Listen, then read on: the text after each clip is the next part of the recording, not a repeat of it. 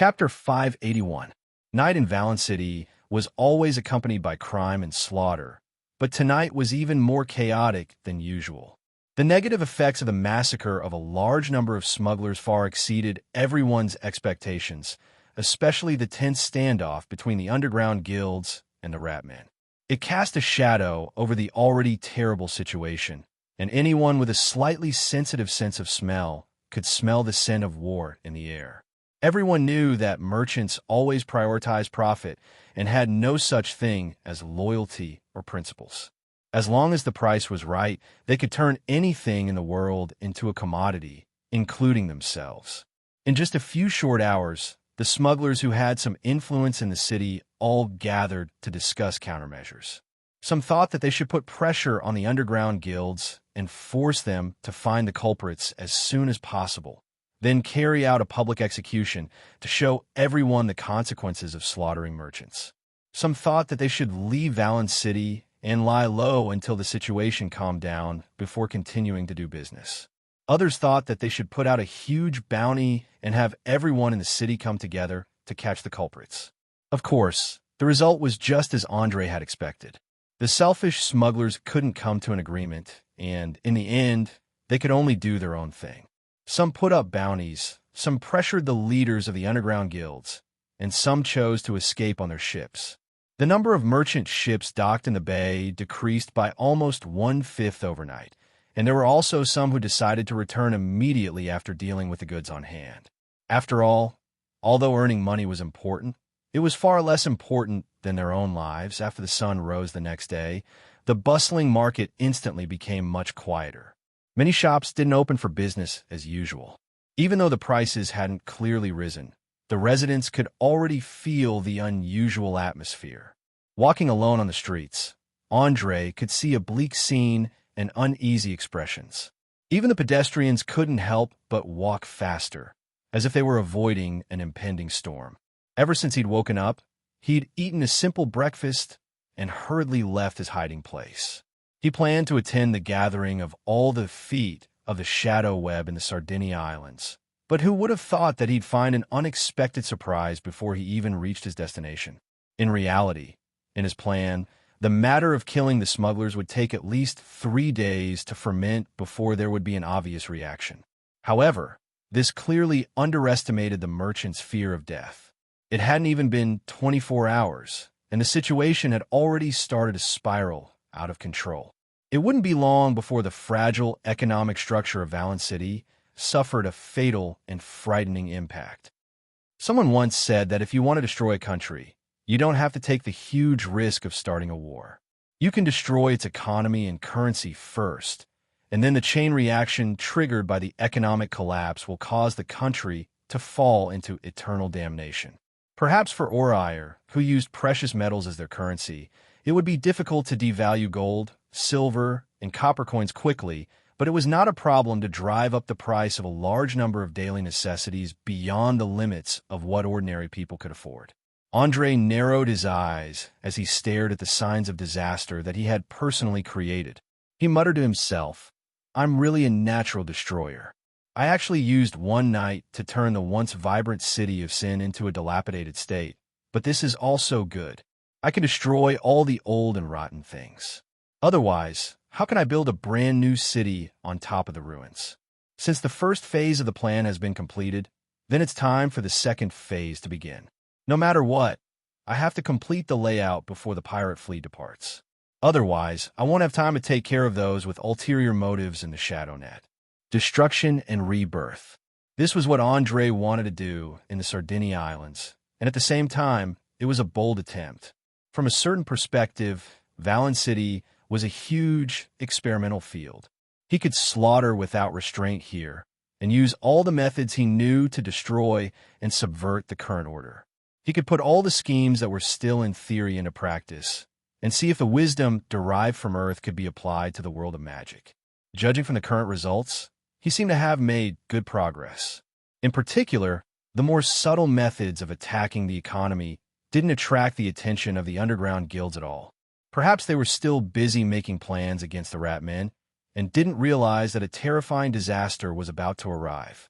Around 10 in the morning, Andre finally made his way through half the city and arrived at the entrance of a two-story stone building in the upper city. A wooden sign hung on the black iron door, written in the common language of the surface. Karayamir Mercenary Group, your trustworthy companions.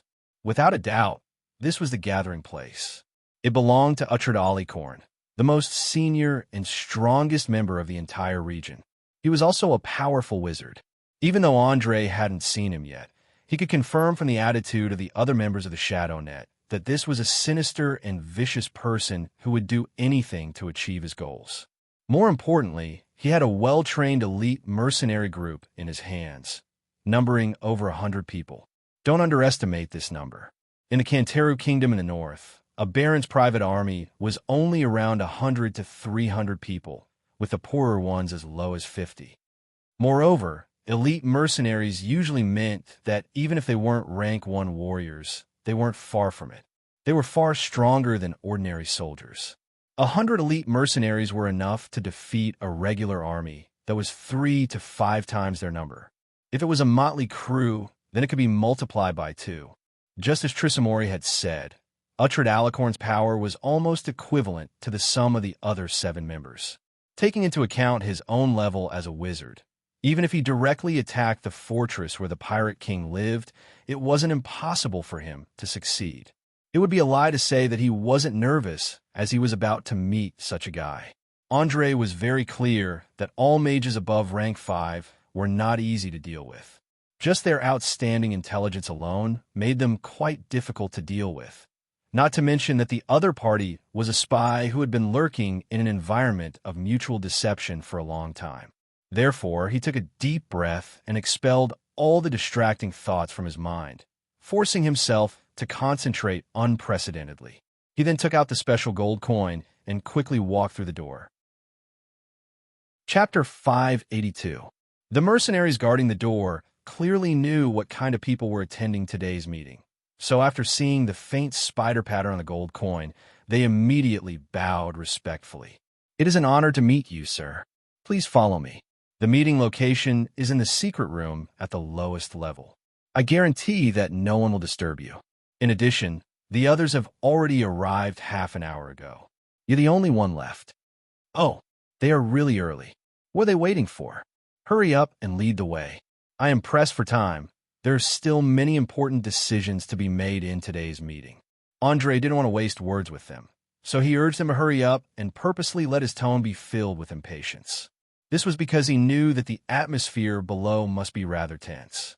Regardless of whether it was Seawolf Kent or Lisa Mori who had just received a promise, they had already tasted the wonderful taste of power and would no longer continue to obey Uhtred Alicorn's leadership. When the 3 sides gathered together, it would be strange if there weren't any sparks between them. Of course, all of this was personally pushed by Andre. Only then could he use his power to make everyone listen to him and serve the enormous and complicated plan that was to come. The mercenary didn't dare to ask anything else and immediately closed his mouth and made a gesture of invitation before turning around to lead the way. Because the entire building was designed and built according to the structure of a castle, the passageway was narrow and dark, making it seem very oppressive. Even if Andre didn't have a phobia of closed rooms, he couldn't help but feel his chest tighten. Fortunately, the passageway wasn't long. After a few minutes, he saw a metal fence in front of him. 20 mercenaries armed with crossbows stood side by side on the other side. If anyone dared to force their way in, they would immediately become a porcupine. The person in charge of leading the way raised his hands and slowly walked forward. He lowered his voice and said, "Immediately open the door. The last person has arrived." The leading mercenary stared with his 2 sharp eyes and swept over Andre, who was wrapped in a cloak from head to toe. He then lightly waved his hand at the dark corner behind him. Soon, a creaking sound could be heard, and the heavy metal gate slowly rose up, revealing a staircase that led deeper inside. "Sir, please. You can reach your destination by following the stairs to the end. The second half of the road is not something a nobody like me can approach." The guy who led the way bowed and explained with a smile. Looking at this series of strict confidentiality procedures, Andre couldn't help but inwardly sigh. Uhtred Alicorn really wasn't a simple fellow. He was actually able to train mercenaries who only cared about profit to be so obedient. Just this alone was enough to prove that his ability was extremely outstanding. No wonder before his appearance, the other 7 legs could only yield under his tyrannical might. But now, the power of the shadow web in this area had already been split into 3 parts. The ambitious Kent and Trisamori both desired to take advantage of the appearance of the web weaver to quickly strengthen themselves and replace Uhtred's position.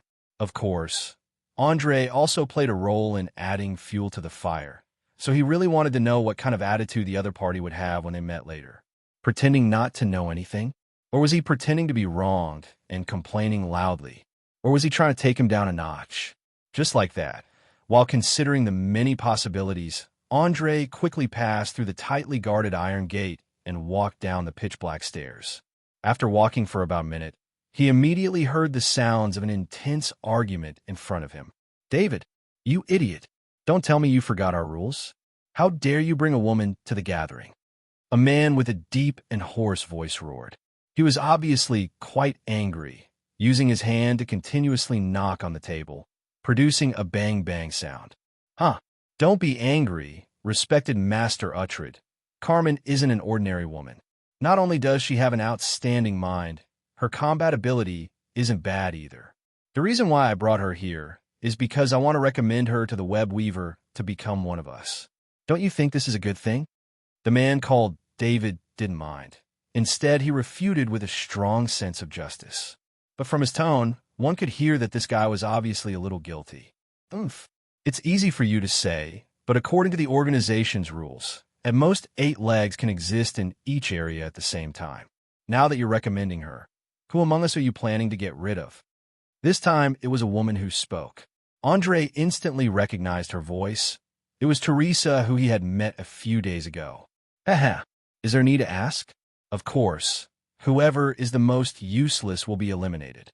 In my opinion, Carmen is much better than a stray cat who roams the streets all day long. I believe the web weaver will make a wise judgment." Perhaps David was a little afraid of Uhtred, but he wasn't so polite to Teresa. He didn't even hesitate to point out his target. As a wercat, Mia's temper had always been as capricious and irritable as a cat's. She did not even say a single word of nonsense and directly chose to turn hostile and fight. The sound of fighting could be heard clearly even through the door. It must be known that anyone who could become a high-level member of the Shadow Web usually had a profession level that wasn't too low. This also meant that once they started fighting, the danger and destructive power would be very terrifying. Although Andre was very happy to see the legs fighting each other openly and covertly, this kind of private fight was absolutely unacceptable. He had to immediately give them severe punishment. Otherwise, if everyone followed suit, it would simply be a disaster. When he thought up to this point, he directly kicked open the door and directly charged into the secret room. He stared at the 2 fellows that were fighting back and forth happily, and he let out a wave of cold laughter that caused one to shudder. "Ha. This is really interesting. I'm only half an hour late, and you guys have already put on a good show. If I didn't come today, would you guys dye this room red with blood?" Silence. Everyone present didn't expect Andre to suddenly barge in. They immediately closed their mouths, lowered their heads, and didn't say a word. Especially David and Mia, who immediately threw away the weapons in their hands and obediently crawled on the ground, their whole bodies trembling. They were very clear about the severity of the punishment for internal strife within the organization. Usually, they wouldn't be bothered if they didn't see it, but now that they were caught red-handed, their hearts were filled with fear, afraid that they would be treated as an example and killed. Chapter 583. It's not easy, and you still know fear? Tell me, how should I deal with these 2 daring fellows? Demote them? Exile them? Or some other punishment that will make them feel pain? Seeing that the situation was under control, Andre's expression became slightly better, but his eyes were still filled with coldness. He kept sweeping his gaze over the few people, finally stopping on a man in his 50s wearing a black robe. That was because the ring on his hand and the pendant on his neck were emitting a faint magical glow. There was no need to ask to know that he was most likely Uhtred. After all, judging from the rarity of magical equipment in the Sardinia, unless I had the ability to make them myself, it was impossible for there to be more than one piece of equipment. The man in the black robe clearly noticed the gaze on him, and he immediately placed one hand on his chest and bowed slightly. Honorable Webweaver, the two of them have seriously violated the internal rules of the organization and must be severely punished. I personally recommend using the command spell as punishment. I believe that this spell will make them understand the importance of obedience. No, I beg you, please don't use the command spell. Apart from that, I am willing to accept any form of punishment. Hearing the name, command spell, Mia's cat face instantly revealed a terrified expression. She was like a little kitten that had been provoked, tightly hugging one of Andre's legs, unwilling to let go no matter what. As for the other party, he was also sweating profusely. He kept looking at Kent, who was standing not far away, as if he was asking for help. Of course, they had reason to be terrified. As a rank 5 arcane spell, once the command spell was successfully cast on a target, the target would definitely be affected. If they forcefully used their willpower to resist the spellcaster's command, they would have to endure extremely painful torture every day. An ordinary person would have the possibility of dying in 2 days at most. More importantly, the duration of the command spell was different from most arcane spells, which lasted a few seconds, a few minutes, or even a few hours. It was exceptionally long, and depending on the level of the caster, it would last for at least 9 to 10 days. Imagine being ordered around like a horse for more than a week. No matter what the other party told you to do, you had to do it. Otherwise, the spell would instantly produce enough pain to make you go crazy. How terrifying would that be? And throughout the whole process, your consciousness would be completely clear. From the beginning to the end, you would remember it firmly in your mind. However, the premise was that you could survive until the spell ended. As a mage, Andre was very clear about the might of this arcane spell. At the same time, he was also very clear that Uhtred's suggestion was definitely out of revenge. Although he didn't show it, his heart was still filled with hatred for this betrayal. He wanted the other party to pay a painful price at all times. However, it was a pity that things were no longer the same as before. His might could no longer intimidate all of them. Kent, the sea wolf who had been eyeing them from the start, took 2 steps forward and bowed deeply. Your Excellency Webweaver, perhaps David did indeed violate the rules of the organization, but he wasn't the one who made the first move. It was Mia. He was only forced to protect himself, so he shouldn't be punished so severely. That's right, I also agree with this point of view. David should be punished, but it shouldn't be so severe. Another bald woman also stood out and echoed. Without a doubt, they were all in the same group. Kent was the leader of the faction. Seeing that one of his own was in trouble, he naturally stood out to defend him. Moreover, he conveniently pushed all the blame to the Catwoman Mia. It was simply killing 2 birds with 1 stone. Seeing that Mia was about to take all the blame, the leader of the other faction, Teresa, couldn't sit still any longer. She stood up and retorted with a sneer, "Self-defense? What a joke. Don't tell me it wasn't David who violated the rules of the organization first and brought a strange woman along. Moreover, he took the initiative to provoke her to replace Mia's position. I think David is the one who should be punished the most severely." I completely agree. Mia's bloodline makes her especially sensitive to provocation. David clearly knew this, yet he still continued to provoke her. That's why he's the main culprit. The fatty who weighed more than 100 kilograms quickly supported his own people. At this moment, other than the burly man who had been sitting in the corner and keeping silent, everyone in the secret room expressed their opinions. They were all against each other, forming 3 distinct factions. Each faction was desperately trying to suppress the other 2 factions. The thick smell of gunpowder quickly spread in the air. Andre observed everyone's expressions with great interest. After a full 5 minutes, he revealed a playful smile. "All right, it seems that you all haven't reached an agreement on the severity of the punishment. But that's fine. We can put this matter aside for now. Didn't someone say that they wanted to elect a new member? Who is it? Stand out and let me see. As soon as he finished speaking, a woman wearing an exquisite pink dress, transparent stockings, and open-toed high heels stood out. She had a head of long blonde hair, and her facial features were well-proportioned. At the same time, her figure was also very impressive. Her breasts, waist, buttocks, and thighs were in perfect golden proportions. Her every movement exuded the unique charm of a young married woman. When she stood up, almost all the men in the room couldn't help but pay attention to her. Honorable sir, my name is Carmen Dobney. It's an honor to meet you. The woman who called herself Carmen elegantly lifted her skirt, revealing her toes and calves in the silky stockings.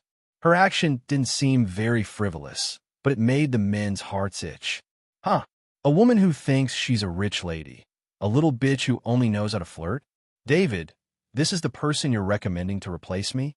Mia didn't know if it was because she was beaten down too hard, or maybe it was because beautiful women were born to be enemies. But after seeing Carmen's behavior, she immediately burst into a burst of mockery. Her cat-like eyes were filled with disdain and contempt. David glared fiercely at her. David glared at the man and got up from the ground. He pointed at the beautiful woman and said, "Your Excellency, don't be fooled by Carmen's appearance. She is a master swordsman.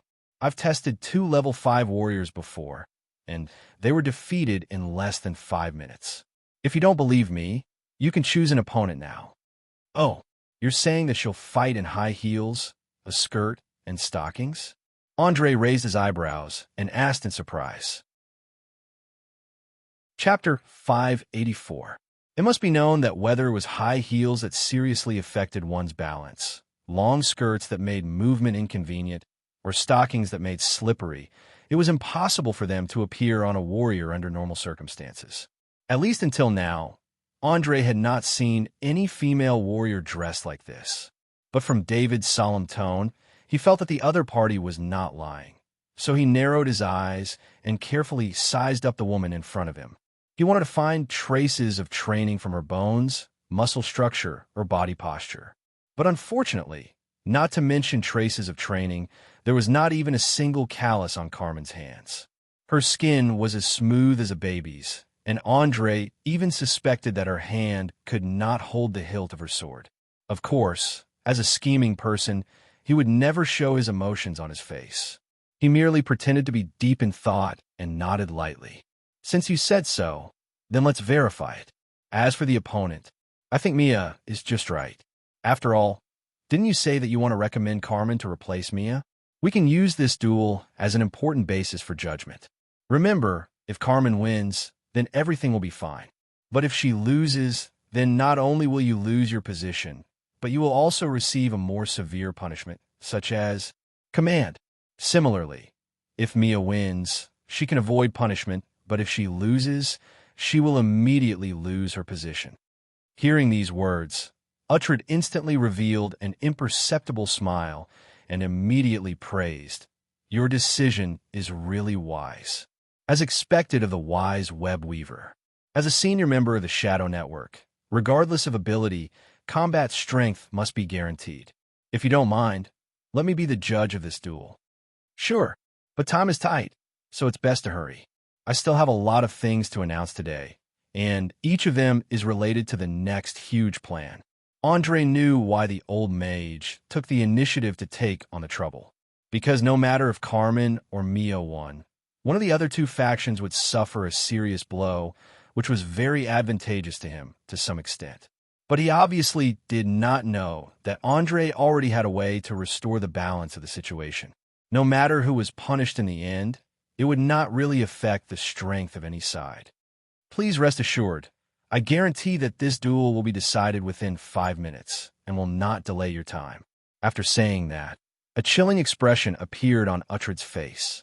He waved his hand at the 2 beautiful women and took out some dark blue powder from his pocket. He sprinkled it on everyone's feet and then began to chant an incantation in a low voice. After a few seconds, the powder released a fluorescent light, and at the same time stuck to the bottom of the 2 women's shoes, as if there was a light under their feet. After finishing all this, he opened his arms and said in a mocking tone, "All right, ladies, you can start the duel soon. But before we start, please allow me to make a brief explanation.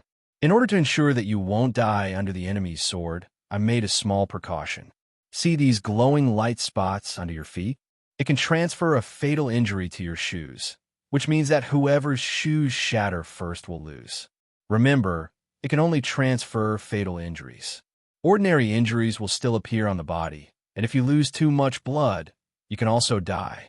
May I ask, do you have any doubts now?" Carmen slowly drew out the rapier on his waist, smiling as he shook his head. "Your explanation is very detailed. I have no doubts and can start the duel at any time. I also have no doubts. There's no need to prepare too much when dealing with a slut who only knows how to put on airs and flirt. She'll crawl under my sharp claws and beg for mercy in a few seconds." Mia fiddled with her sharp cat claws and continued to mock the other party without holding back. In fact, as the person who understood Uhtred's character the most, she was very clear that the true function of this spell was not to protect, but to make both sides of the duel suffer more pain. After all, if one didn't want to lose, then they had to avoid receiving fatal injuries as much as possible. If necessary, they wouldn't hesitate to use non-fatal parts to block, and, in the end, their whole body would inevitably be covered with injuries. However, Mia was very confident in her own skills, and she also planned to humiliate the woman in front of her. For example, she would scratch her delicate face, tear her beautiful skirt, and make the other party stand naked under everyone's eyes. Let's see who would dare to look down on her at that time. Very good. If there are no doubts, then I now announce the start of the duel. Following Uhtred's voice reverberating in the secret room, everyone in the surroundings quickly retreated, leaving an empty space of about 10 square meters. Although the area wasn't large, it was still barely enough. "Dear, what are you still waiting for? Didn't you hear that the duel has already started?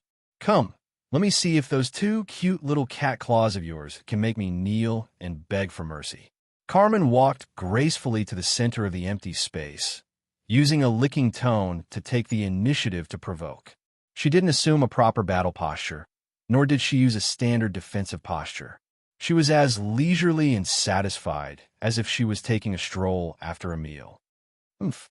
I hope that after I scratch every inch of skin on your face, you can still maintain your current appearance." Mia was clearly enraged, fiercely glaring at the other party. Following which, she charged forward at an extremely fast speed. Relying on the thick soles of her feet, she easily broke through and closed in. Her two front claws were suffused with a black and bright radiance. Once clawed, it would definitely be a bloody mess. But at the moment when she was about to succeed, Carmen suddenly moved. With her left foot as the center, she instantly rotated 90 degrees, perfectly dodging the attack. The sharp claws almost brushed past the tip of the nose, but didn't hurt a single hair. Just as the two figures crossed each other, the woman's sword hand bent at an inconceivable angle, directly piercing through the opponent's left shoulder blade. Ah! The intense pain caused Mia to uncontrollably scream, directly falling to the ground. However, her reaction was very fast, immediately climbing up after rolling on the ground, her eyes revealing a look of disbelief. "Hee hee, cute little kitty. Are you very surprised? Don't worry, there's more to come that will surprise you. Come, let me properly enjoy this battle. Enjoy your pain and wails. Enjoy your life to the end." Carmen spoke while using a handkerchief to wipe the blood on her sword. She looked so charming, filled with an astonishing charm that was hard to describe with words. Chapter 585. Blood. A large amount of blood dyed her clothes red in just a few seconds, the gorgeous color stimulating the eyes of everyone present. Perhaps from the wound, it wasn't a fatal blow, and it didn't even hurt the main artery, but it had successfully crippled one of her opponent's arms. At least until the end of the battle, Mia's left arm wouldn't be able to use much strength. Ha ha! Looks like the outcome has been decided. I've said it before, Carmen is much stronger than some stray cat who roams the streets all day. She's a true genius, be it in terms of skill or brains. Seeing that the person he brought had gained the absolute advantage in an instant, David immediately became complacent. From his unblinking eyes, one could see how much he loved and was obsessed with the woman standing in the middle of the secret chamber. One had to know that David was a famous playboy in the shadow net, changing the women by his side almost every day, no matter how beautiful or charming they were. Once he had a taste, he would immediately abandon them without hesitation. But at this moment, he was like a man who was passionately in love, afraid to miss every movement and expression of his beloved. Ken had never seen David like this before, and he frowned subconsciously. He then lowered his voice and asked the bald woman beside him, "Grace, do you know where this Carmen came from? I feel that David is a little abnormal. Could it be that he's being played in the palm of her hand?" "I'm not too sure. This woman was only brought to bed by David a few days ago. It's said that he spent a lot of effort, and after he succeeded, he stayed in the room for an entire day and night. When he came out, he was even wobbling. To be honest, I'm actually more interested in why she's still alive. You should know very well what kind of things David likes. Being tortured by him for an hour or so is very likely for an ordinary woman to commit suicide on the spot, not to mention 24 hours. Look at the way she's walking now, her relaxed posture. Does it show any signs of being ravaged? In my opinion, either David suddenly changed, or she has some kind of skill that can satisfy David's desires. No matter which, she's definitely not an ordinary person. Fortunately, she's still on our side, so instead of wasting time on David, why don't we just rope her in? Didn't you see the webweaver's eyes? I can guarantee that he's observing carefully. Perhaps after this competition is over, that woman will replace Mia and become one of us." Grace and Omar also lowered their voices and carefully shared the judgment they had obtained. As the famous queen among the pirates, she had always been known for her cruelty and coldness. Every time she captured an enemy ship, she would take off her clothes and reveal her 2 plump breasts, solemnly declaring her identity as a woman to humiliate the other party. It was said that when she was young, she wanted to join the navy of a certain city-state. However, she was rejected because of her identity as a woman. After all, people who had been at sea for a long time were more or less superstitious. They believed that women would bring bad luck to the entire ship. Therefore, there were almost no women in the regular navy. Unless they had some special background or super strong abilities, they would never be able to set foot on the deck. Unfortunately, Grace O'Malley's dream of sailing for the first time was nipped in the bud before it could even take off. Many people said that after she became a pirate, she crazily attacked the warships of the southern cities in order to take revenge for the humiliation she suffered when she was rejected back then. However, only those who truly understood her knew that this woman who appeared to have a bad temper and was crude on the surface was actually very rational most of the time. She was very good at analyzing complex situations and then finding the enemy's weak points to launch a precise and fatal attack.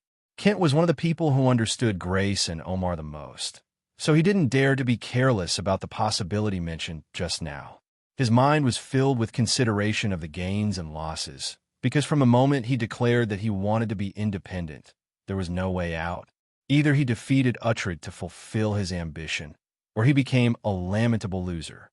He didn't even notice that Uhtred, who had been watching from the side all along, had a meaningful expression on his face. Especially when he looked at David, his gaze seemed to carry a trace of faintly discernible ridicule. As the only outsider, Andre could feel that everyone in the secret room was secretly scheming. Perhaps just like the name of the organization, conspiracies and machinations had already seeped into their bones. Many times, it wasn't a deliberate plan, but a habit that had been cultivated over the years. Today's gathering could be called a gathering of conspirators. Including him, no one had spoken much truth from the beginning to the end. Deception, lies, and misdirection filled every corner of the gathering. This was a paradise for smart people because they could obtain everything they wanted here. However, it was indeed a hell for fools because they would lose everything here. Without a doubt, the pitiful David had long been a complete fool in Andre's eyes. This was because although Carmen had sprayed a lot of perfume on her body, his sense of smell had always been very sensitive. He could still detect the faint smell of sulfur in the air. That was a smell that only demons, devils, or mixed bloods from the lower planes could produce. Perhaps before coming to this world, Andre didn't pay too much attention to these details, but after interacting with Eunice for a long time, he was naturally particularly sensitive to this aspect. The situation is really getting more and more interesting. I just don't know whether this woman called Carmen is a spy planted by a hostile force or a part of a certain plan, but it doesn't matter as long as she can be used by me. Watching the duel in the secret room that was about to come to an end, countless thoughts flashed through Andre's mind. Finally, the corners of his mouth rose slightly, and he raised his hand and snapped his fingers. That's enough. I think Carmen has already sufficiently proven her swordsmanship.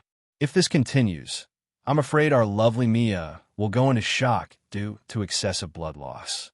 As a gentleman, I feel that it's too cruel to let a lady endure such painful torture.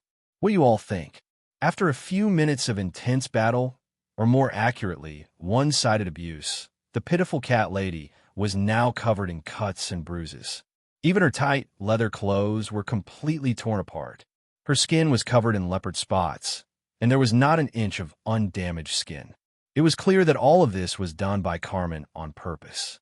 On one hand, it was to show off her swordsmanship, and, on the other hand, it was to return the opponent's provocation.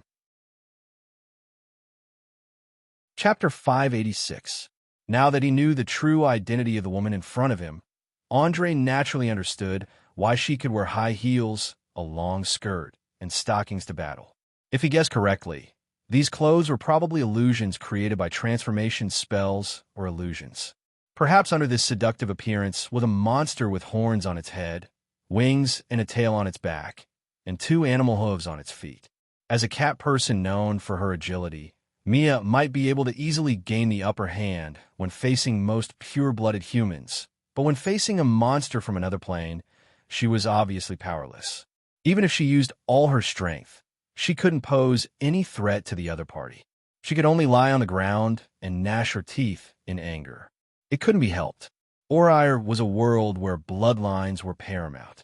There were many powerful creatures that were just born a few months ago, and their strength was comparable to a level 5 or even a level 10 professional. Some didn't even need to work too hard, and as they grew older, they would naturally step into the realm of legends. The gap between most intelligent creatures and them could be described as despair. It was obvious that Mia was no match for Carmen. The latter didn't even reveal his strength, and just relied on his rich battle experience and sharp reactions to easily toy with her. Now, she didn't even have the strength to speak. Looking at Mia, who was lying on the ground like a dead cat, a cruel smile appeared on Uhtred's face. He took 2 steps forward and said in a condescending tone, "Did you hear that? Thank that Lord for his mercy. Otherwise, you would have become a lifeless corpse in a few minutes. You must know that the organization's tradition is to never keep losers and trash. You've lost so badly, and yet you're still alive. You're really lucky to the extreme." Mercy? Lucky? I don't think my end would be any better than death. Mia, who was on her last breath, revealed a mocking expression. She knew that living didn't equate to being lucky. Sometimes, living in pain and humiliation couldn't even compare to dying happily. The Shadow Net wasn't a charity organization, and similarly, it had nothing to do with kindness. Therefore, what awaited her next would be a terrifying punishment. Perhaps dying under the sword of her opponent could also be considered a way to free herself. But unfortunately, in this secret room full of conspirators, it wasn't easy to seek death. At least, it wasn't possible before her remaining value was squeezed dry. That's right, little wildcat. You're very lucky. Ha ha ha ha. David laughed wildly as he came to Carmen's side, wanting to give his beloved woman a hug. However, the moment he opened his arms, a look of disdain flashed across Carmen's eyes. He turned around and walked towards Andre, ignoring the latter's shocked and awkward expression. "Your Excellency, please allow me to express the gratitude in my heart. If it wasn't for your permission, I wouldn't have been able to obtain the opportunity to display my talents," let alone obtain everyone's recognition. After saying that, the charming woman knelt down on one knee and kissed the back of Andre's hand affectionately. Then, she placed it on her snow-white, full chest, her eyes revealing fanatical worship. It had to be said that her acting skills were simply perfect. No one could tell that she was faking it at all. Coupled with her beautiful appearance and sexy figure, a normal man would probably become a subject under her skirt in a few minutes. However, this was completely useless against Andre. He calmly withdrew his hand and looked at her with a smile that wasn't a smile. After a full minute, he opened his mouth and said, "Haha, you're too humble. Haha, you're too modest. Even without my help, just your outstanding swordsmanship from before is sufficient to obtain everyone's recognition. If you don't believe me, you can ask the most senior member beside me. If it was him, he would definitely be very happy to accept an outstanding talent like you, right?" "You're absolutely right. We, the Shadow Net, will never refuse a capable person to join us. At the same time, we don't mind getting rid of some idiots who drag us down. Welcome to the team, madam." Uhtred's cold and gloomy attitude was replaced with enthusiasm. Almost no one noticed that, as he said this, he exchanged a private glance with Carmen, one of approval and one of warning. As a powerful mage, Uhtred recognized the woman standing in front of him from the start. Actually, she was the succubus he summoned a few days ago. Moreover, she didn't even change her name. He was just a little angry at her seduction of Andre. Perhaps feeling that her seduction didn't work, or perhaps the warning worked, Carmen quickly gave up on further probing. She stood up and pretended to be witty as she blinked her eyes. "So you're saying that I'm already considered a member of the organization? Of course, I now announce that Mia's identity will be removed and you will replace her. Remember, your task from now on is to assist Teresa and complete the infiltration and roping of the underground guild members. Make them run for their lives and ensure that the plan to destroy the Pirate Alliance will proceed smoothly." Speaking until here, Andre raised his head and glanced at the dazed David and Kent, who had an extremely ugly expression.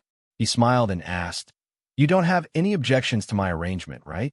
"Huh, of course, they won't have any objections. You are the honorable net weaver. Your will is our command. Unless someone wants to betray us, we must obey unconditionally." Kent didn't even have time to open his mouth before Teresa hurriedly stood up and used her dignified words to block all the others' excuses. As the weakest of the three, Mia's failure was a huge blow to her. Now that she suddenly had an opportunity to turn her luck around, how could she let it go? Kent fiercely glared at Teresa. He took a deep breath and nodded without hesitation. "Your decision is very wise and I completely agree with it. But there is one thing that needs to be said in advance. Since Carmen participated in the operation against the Underground Guild, then she has nothing to do with David in the future. No matter what happens in the future, Teresa will be responsible for it." "Okay, I'm willing to take responsibility for all of Carmen's actions." Teresa knew that the other wanted to take the opportunity to clear their relationship. She couldn't shrink back at this time, otherwise she would quickly lose an important opportunity. Seeing that everything was developing according to his plan, Andre's face revealed a satisfied expression. "Very good. Since you've all agreed, then Carmen, you can stand on Teresa's side. With your intelligence, you should know what to do from now on." Chapter 587. "As you wish, honorable sir." The succubus in disguise bowed deeply with one hand on her chest. Then, she turned around and blew a kiss at David. "Sorry, dear darling. I'm afraid we have to part for the time being. You also said that the orders of the Net Weaver cannot be violated. I'm just following orders." David, who knew that he had been played, forced a smile and nodded. "Haha, I understand. In fact, everyone could see that his heart was bleeding.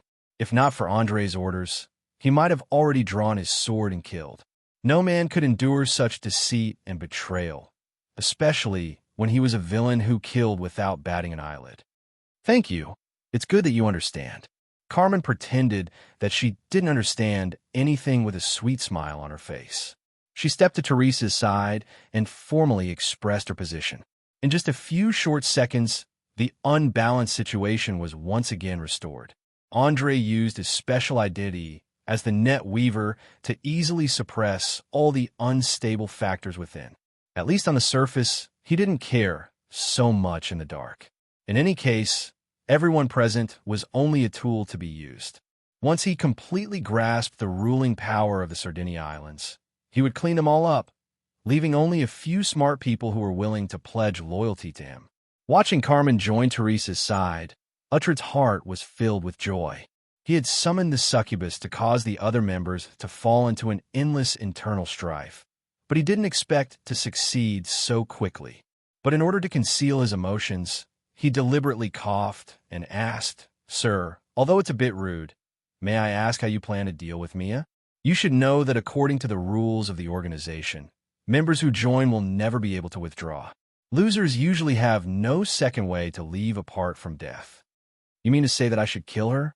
Andre looked at Uhtred meaningfully, the corners of his mouth slightly raised as he asked playfully. "No, it's too wasteful to kill a 7th-rank assassin. My suggestion is to make her your personal pet. Think about it, a catgirl bodyguard who can provide you with all kinds of special services and protect your safety all day long. How many people want it but can't get it? Furthermore, as far as I know, when she was young, she received training in that area. I guarantee that you will enjoy incomparable pleasure in bed." Uhtred's eyes were suffused with a cold glint, and his voice was filled with chilliness. He was clearly taking revenge on Mia for her betrayal. According to his method, it wouldn't take long for this young feline girl to become a walking corpse without a soul. However, Andre didn't have any other choice. He was playing the role of a high-ranking leader of an evil organization. He had to make sure that his words and actions were in line with the definition of evil. After all, the members of the Shadow Web had blood on their hands and didn't deserve any sympathy. After thinking this through, he purposely put on a very interested expression as he looked at Mia's curvy figure and nodded lightly. "Not bad. It is indeed a good suggestion. But how are you going to solve the problem of loyalty? I'm not sure if this wild and untamed kitten will one day go berserk and tear my throat out." "Ha ha ha. Please don't worry. I just happen to have a little toy here that can solve your problem." Uhtred laughed heartily as he took out a collar made of unknown leather from his waist pouch. Judging from the densely packed carvings and silver threads on it, it was undoubtedly a magical equipment. He fiddled with the silver bell in the middle of the collar, making a crisp and melodious sound. Then he proudly explained, "It is a spoil of war that I obtained a long time ago in an unintentional adventure. From the style and enchantment method, it should have a history of about 3,000 years. Its effect is similar to a command spell. As long as it is worn on the neck of the target, he or she must obey all your orders. Otherwise, the brain will instantly feel a splitting pain. In addition, it can also detect the thoughts of the wearer. Once there is malice or hatred, this small bell will immediately ring nonstop. When I first got it, I tried on my wife who chattered all day long. As a result, I immediately obtained the peace that I yearned for.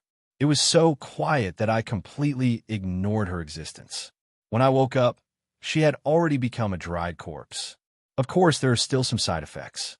For example, wearing it for a long time will damage the brain of the target. However, compared to the outstanding effect, this flaw is nothing." Cold.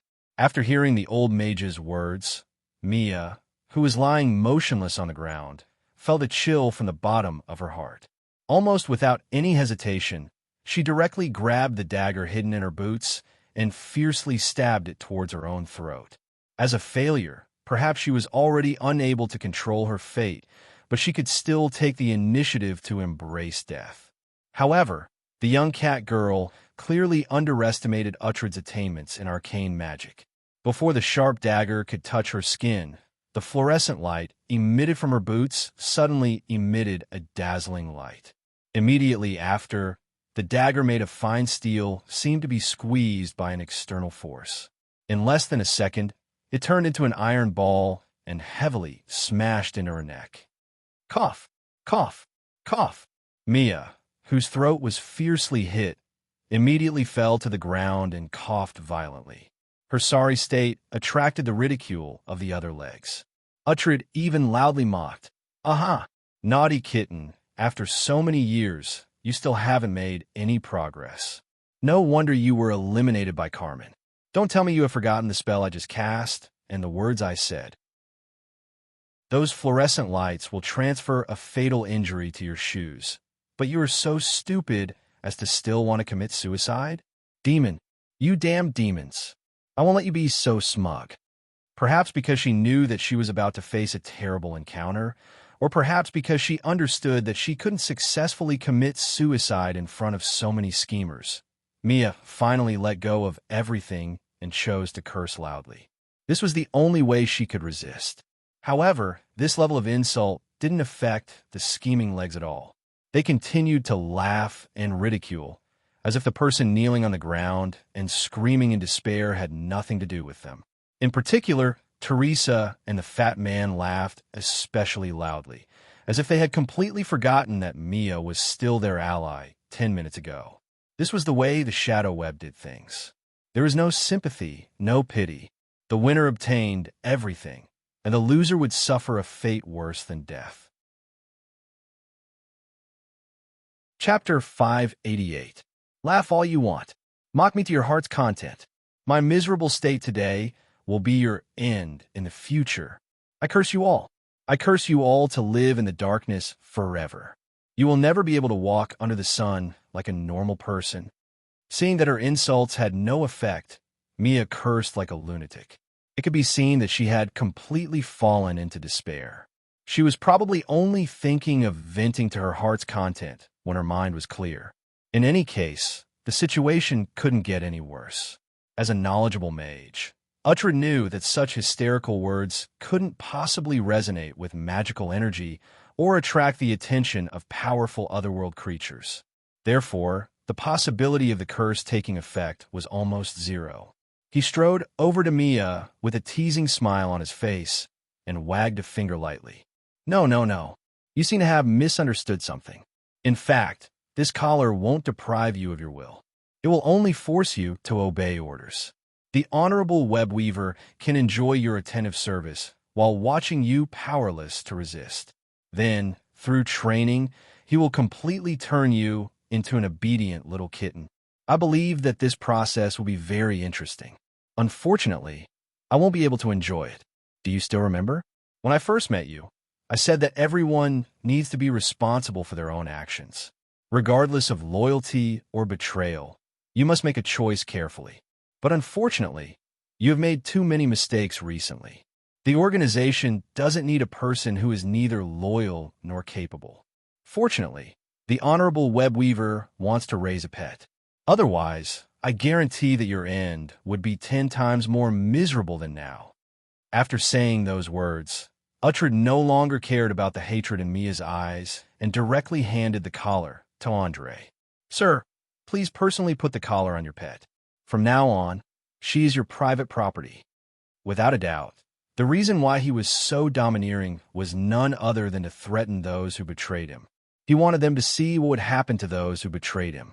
At the same time, he was warning the only one who hadn't clearly taken a side to be tactful. Andre was naturally clear about Uhtred's plan, but he didn't expose it.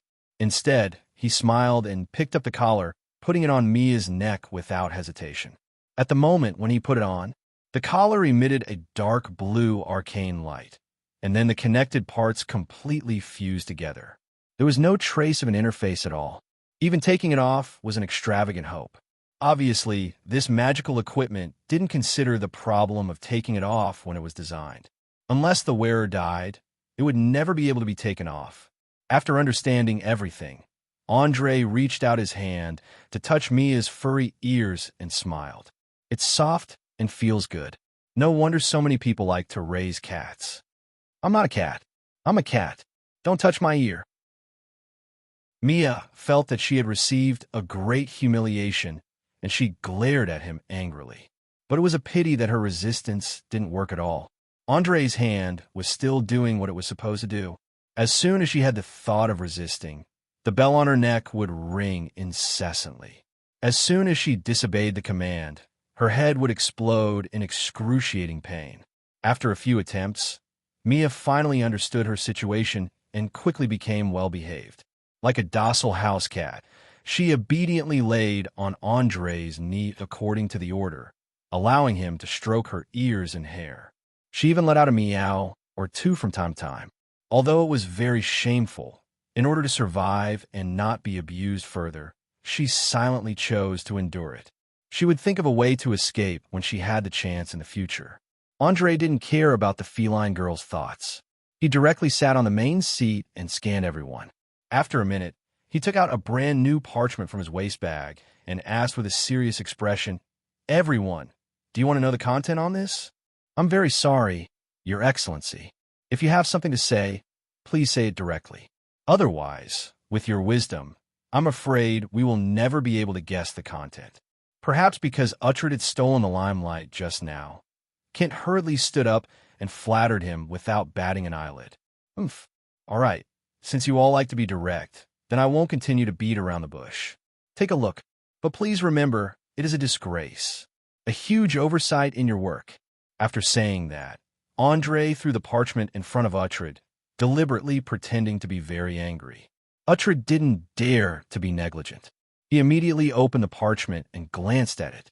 The expression on his face instantly became extremely unsightly. Fortunately, he was after all a person who had seen great winds and waves. He quickly recovered from his shock and raised his head to ask loudly, "Is this information true? Is there really a mysterious organization that has been lurking under our noses for more than 10 years, and we know nothing about it?"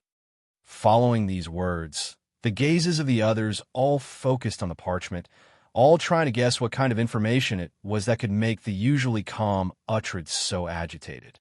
Of course it's true, and I've personally confirmed it.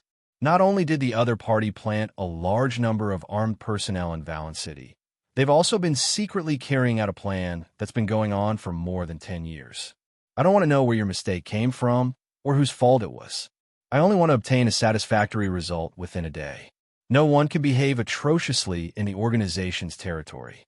Since they dared to do so, then they must pay the price in blood. There's still about 10 hours until midnight.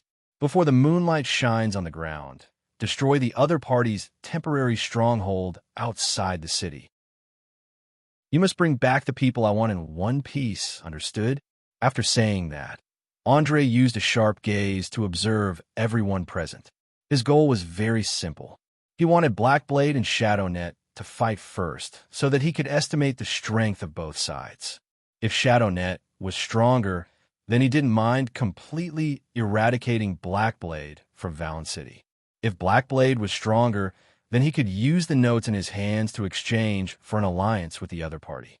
In any case, from the information Portia had brought back, the other party's goal was only the notes of the master swordsman, Johannes Richard Turner. They had no intentions of encroaching on the Sardinia Islands themselves. This meant that there was no irreconcilable conflict or hatred between the two sides. As long as they paid a satisfactory price, they could work together to obtain what they needed. Of course, the prerequisite was that the other party had to have the corresponding strength. Otherwise, they would be completely eradicated after midnight. Chapter 589.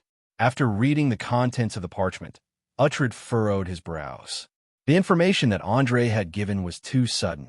It didn't explain the mysterious organization's motives, nor did it point out what they had done.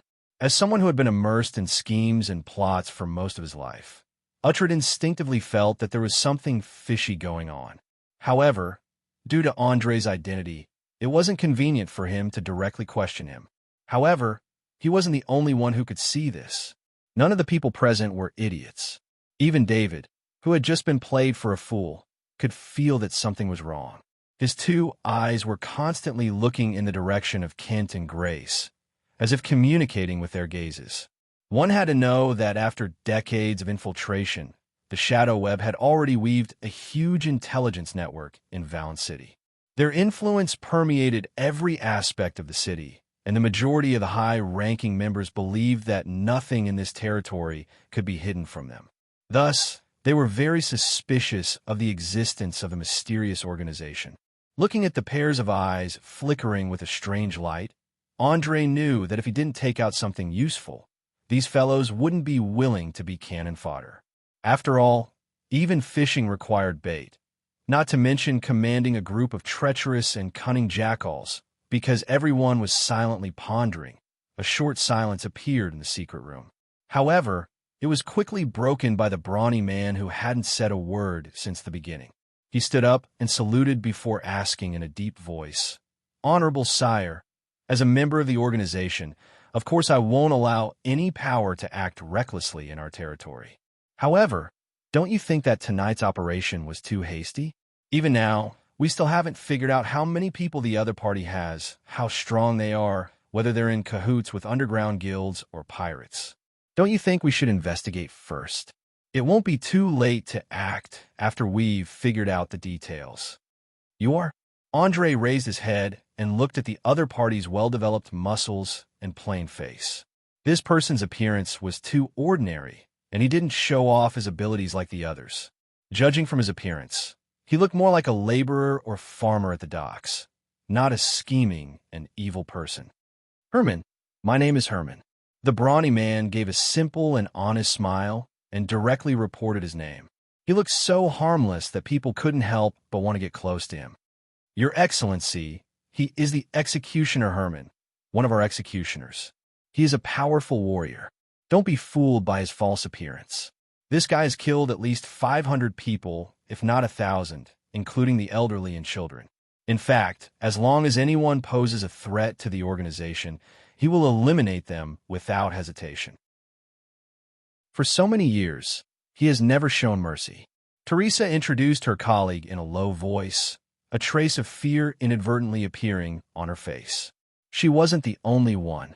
Everyone's faces turned ugly when they saw the burly man step forward, especially Uhtred. His eyes were filled with complex fear, and the atmosphere became strange for a moment. According to the internal structure of the Shadow Web, every region had an executioner who was responsible for eliminating potential threats. At the same time, there was also an assassin who was responsible for eliminating traitors. Perhaps due to Herman's ruthlessness and cruelty, the other members were secretly guessing whether he was also an assassin. It was also for this reason that he was able to remain neutral in such a complicated situation. Even if Uhtred repeatedly warned him, he still turned a deaf ear. Individual strength was always the foundation of everything. This was the unchanging truth of Oreir for tens of thousands of years. Even the power that made people crazy had to be ranked behind it. As long as your strength was strong enough, many times, even the aloof gods would have to give you appropriate respect. The magic civilization that suffered a devastating blow several years ago had already proved this point. Before the legendary mages were arrogant enough to start researching the immortal mysteries of the gods, they were able to summon the avatars of the gods as equals to conduct negotiations in exchange for some rare and precious resources or knowledge. This kind of situation continued for thousands of years. Many famous mages even married with the gods, giving birth to a large number of children of the gods. Some of them were still living in seclusion in remote places. Without a doubt, Herman's level as a warrior was definitely very high enough to pose a huge threat to a mage who had grasped rank 5 arcane spells. Otherwise, with Uhtred's personality, he definitely wouldn't have let him go so easily. Andre was clearly very interested in this executioner in front of him. He nodded with a smile. "Your analysis is very reasonable, Herman. However, you neglected one point, and that is the urgency of this matter. The person who was captured knows too much. We have to complete this surprise attack before he spills the truth. Otherwise, the consequences will become very difficult to predict. Did you know, last night I disguised myself as an assassin hired by the Ratmen and massacred all the smugglers in the Hiccup Dragon Tavern? I wanted to incite conflict between the Ratmen and the Underground Guild, and at the same time create chaos in preparation for my next plan. But who would have thought that a mishap would occur in the end? One of my subordinates was kidnapped. After a simple investigation, I discovered that there was a mysterious organization of unknown scale hiding in Valen City. Moreover, it seemed that they were brewing a huge plan. Think about it. If they weren't enemies, why would they interfere with my actions? And why would they kidnap my subordinate? You can think of this surprise attack as a test. Test the strength of the other party, how large their scale is, and the situation of their high-end forces. The most important thing is that we have to figure out their goal no matter what. Andre, who had long since trained his lying skills to the peak of perfection, didn't even blink. In a few short seconds, he had revised the events of last night, hiding the part about the notes and directly placing the blame on Ebony. He believed that once they made their move, the other party definitely wouldn't have the time to explain why they kidnapped a swindler. Thus, he wasn't worried about being exposed one day. You were the one who did the things last night. Uhtred couldn't hide his surprise at all, his face full of disbelief. He had originally thought that Andre was just an apprentice of some higher-up who had been sent to a relatively remote place like the Sardinia Islands to learn and gain experience. Similar situations had occurred many times within the Shadow Web. Generally speaking, rookies like this would mostly focus on observation. However, he had never expected that Andre would start stirring up the situation not long after his appearance. His actions were large and precise, and even Uhtred couldn't help but feel his heart palpitate. Chapter 590. Hee, that's right, I did it. Don't tell me you think I'm the kind of coward who only knows how to talk big, and then make my subordinates risk their lives? Andre asked with a playful smile. Seeing the fear that flashed through Uhtred's eyes, he was actually a little proud of himself. After all, to be able to make this scheming and astute fellow feel surprised meant that his efforts so far weren't in vain. At the very least, it greatly improved his impression in everyone's minds. In the future, when he issued orders, he wouldn't be questioned like today. Of course not. How could that be? I just didn't expect you to be so decisive and hit the enemy's vital point in one go. The conflict between the Ratmen and the Underground Guild has been going on for a long time, especially recently. Old Bernie's good-for-nothing grandson has been inciting the young Ratmen to take the initiative to attack, making the upper echelons of the Underground Guilds very nervous. Now, with your instigation, I think it won't be long before they start a fierce confrontation. We could take advantage of this opportunity to take down the Pirate Alliance in one fell swoop. Who knew if it was to cover up his guilty conscience? But Uhtred hurriedly pretended to be extremely excited and started to praise the benefits of slaughtering the smugglers. However, those who had a little understanding of his character knew how conceited this gloomy and cold-blooded old mage was. It was almost impossible for him to sincerely praise someone, even if that person was his superior. Andre was never an idiot. Naturally, he could see through the other's hypocritical performance. He directly waved his hand lightly. All right, my plan isn't as perfect as you say. Old Bernie isn't someone easy to deal with. I believe he'll definitely think of a way to resolve this crisis. Otherwise, he wouldn't be the Rat King who made people tremble all over just by saying his name. Everything I do is to muddy the waters. This way, no one will realize that our targets are actually pirates. Back to the main topic, you must bring out all your strength for tonight's operation. Moreover, everyone, including me, must participate in the battle. It must be a sure hit. Otherwise, once the enemy escapes, the organization will very likely be immediately exposed. Understood. Rest assured, after the meeting ends, I'll immediately go back and gather people. As an executioner, my mission is to eliminate every threat. After Herman understood Andre's intentions, he was the first to stand up and support him. For him, nothing was more important than keeping the entire Shadow Web invisible. For this, he wouldn't hesitate to kill more people and pay a heavy price. I'll also mobilize the elites of the Carriamir mercenary group to participate. As Herman said, no matter who the enemy is, as long as they pose a threat to the organization, then we must eliminate them. Uhtred thought about it for a few seconds and immediately expressed his attitude. Perhaps he was treacherous, cold, and ruthless, but his loyalty to the Shadow Web, especially as the former highest leader of this area. He didn't want everything he created to be destroyed by anyone. Seeing that there were already two people who expressed their support, Ken also stood up, unwilling to be outdone. Your Excellency, please rest assured. Before nightfall, Grace, David, and I will lead 100 of the most elite pirates to meet with you.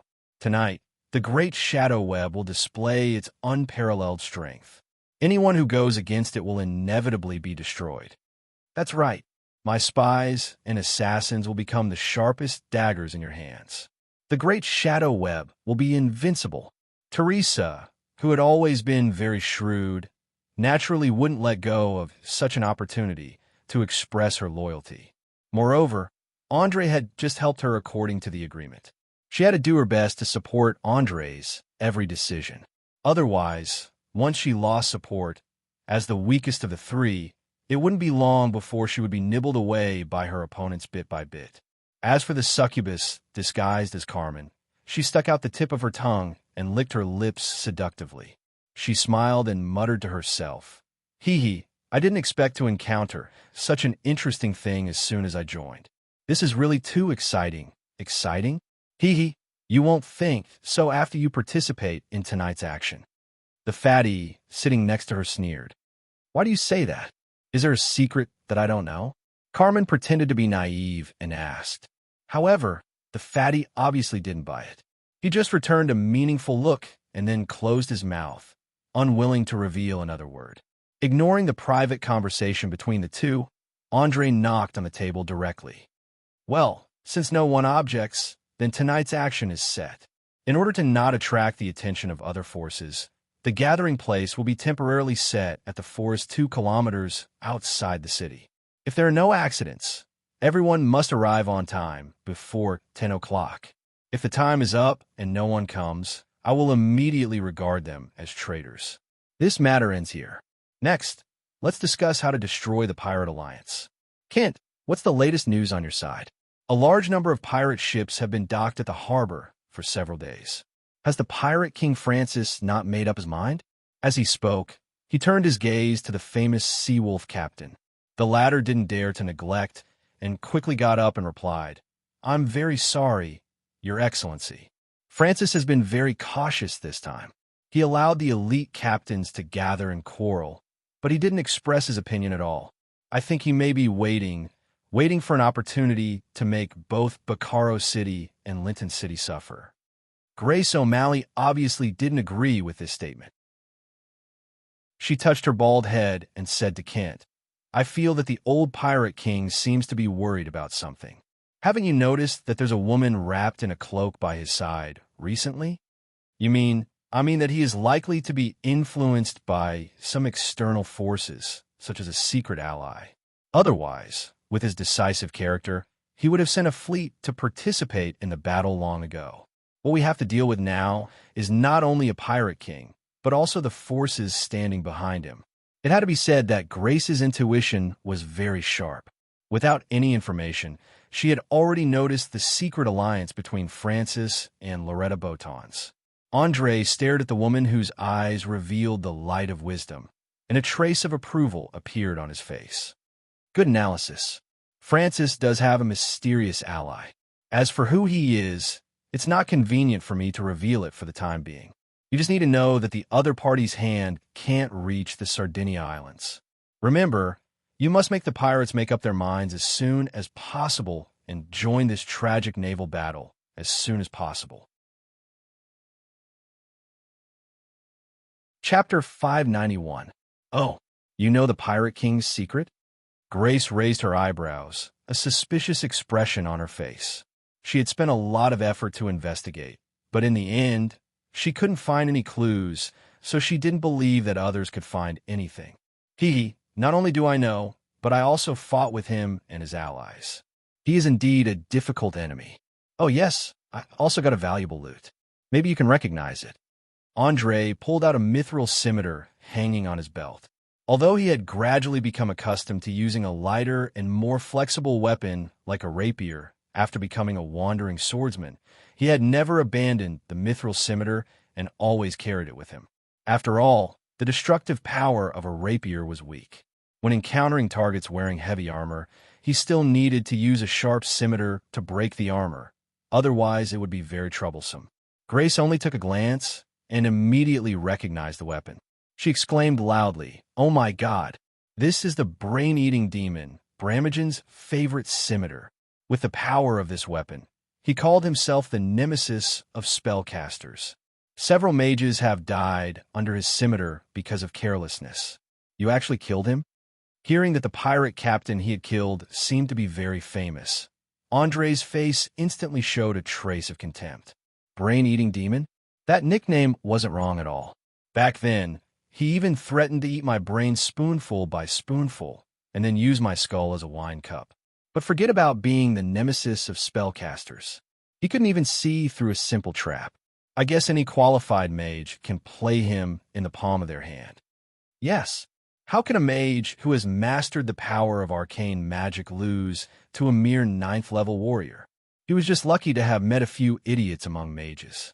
How dare he call himself the nemesis of spellcasters? If it were me, I wouldn't even have to do it myself. I could make him beg for death with my brain alone. Uhtred sneered, expressing his disdain for Bramhagen. Obviously, he was also an archmage who believed in the supremacy of Arcana. Just like the legendary mages of the ancient magic civilization, he looked down on other classes from the bottom of his heart. He even felt that the gods were just a group of stronger mages. In fact, similar invisible discrimination was very common in the Oleo continent, especially among the selfish mages. Andre had experienced this deeply when he was in the Linton City Mage Association. Many of the senior members there saw the priests as the dogs of the gods, the founding knights as the hunting dogs of the nobles, the rogues as thieves who could only do sneaky things, the druids as idiots who spent all their time with plants and animals, and the warriors as cannon fodder who were all brawn and no brains. Anyway, apart from mages, you would never hear them praise other professions, even if the other party was 5 or even 10 levels higher than them. Only those who had broken through the limits of their own professions and entered the legendary world could barely gain some recognition and respect. However, as a soul who had transmigrated from another world, Andre did not have such prejudice in his mind. He was a pragmatist through and through.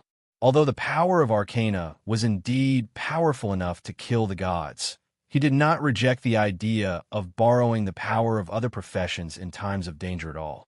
In his opinion, it was rather foolish of these mages to force themselves to be independent. After all, Arcana in itself meant infinite possibilities. For example, the transmutation magic could strengthen the weak physical quality of the spellcaster. Just like the magic cast by the Archmage Boris, the spellcaster would not be much worse than a warrior of the same level for a short period of time. In fact, in the process of pursuing the truth, the ancient legendary mages developed countless arcana spells, including the wishing spell and the limited wish spell, which could simulate almost all supernatural powers. The purpose was to make themselves more perfect. It was best to have the strength and physique of a warrior, the agility of a thief, and the divine spells of a priest and a druid. Unfortunately, after that earth-shattering war, countless knowledge was lost in the long river of history. Later mages also slowly degenerated and finally evolved into the extremely narrow-minded state they were in now. Staring at the conceit in Uhtred's eyes, Andre suddenly realized that this sinister, cunning, and seemingly flawless old mage actually had a huge weakness, and that was that he believed too much in the protection brought about by magic. Perhaps it was because he had stayed in the Sardinia Islands for too long, which was a relatively barren place of supernatural powers. His vision had been greatly limited, and he had completely forgotten that there were many abilities in the world that could be used against defensive arcana spells. It seems that I should make a magic weapon. Andre suddenly had such an idea. From the moment they met, he knew that this old mage in front of him was the biggest obstacle to controlling the Sardinia Islands.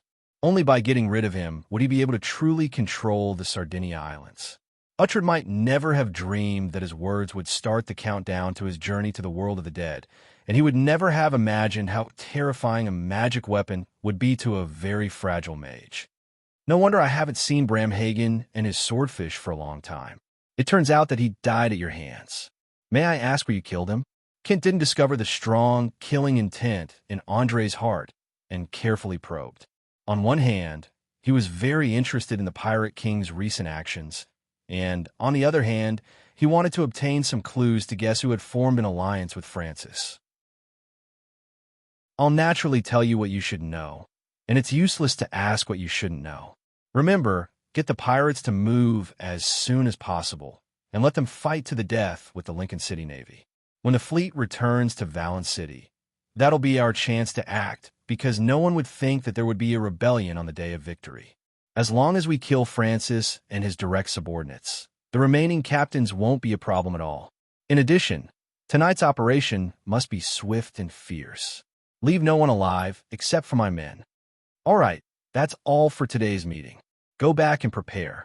We'll meet again after dark.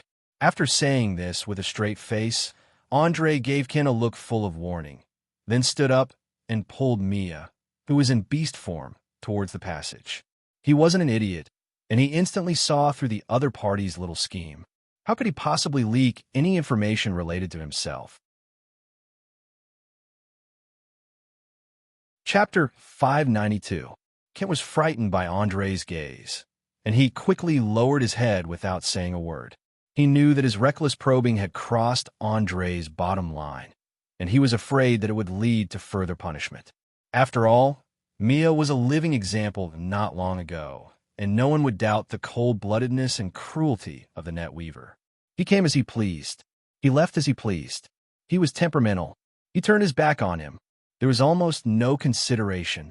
Andre fully displayed the temperament of an evil leader, and even he himself felt that he was a little too immersed in the role. What if it affected his character in the future? It was much easier to do evil and scrupulously than to do good, and it was also easier to get addicted. Otherwise, there would not be so many people who chose to join the evil faction. There was once a joke in the Oleo continent. It was said that a sacred samurai had cast detect evil on the streets when he was chasing after a fugitive. As a result, he found that more than half of the people were shining with a red aura that symbolized evil. In the end, his faith collapsed, and he fell to the other side, becoming an evil dark guardian. Of course, this was just a joke. A real paladin's will have been tempered thousands of times, and it was impossible for him to be so weak. However, it indirectly showed that in this world, evil was the tendency of most people, especially the nobles and the ruling class. They were either lawful evil or neutral evil. It was not bad if there were half of the so-called neutral or good nobles in 100. Evil was so addictive, so Andre always reminded himself to keep his bottom line and not indulge in it. He was really afraid that one day he would become as crazy as the necromancer, Ulysses Domer. After leaving the headquarters of the Emir mercenary group, Andre strolled on the bustling streets of the upper city. Compared to the dirty and messy lower city, this was almost the same as the noble district of Lincoln City.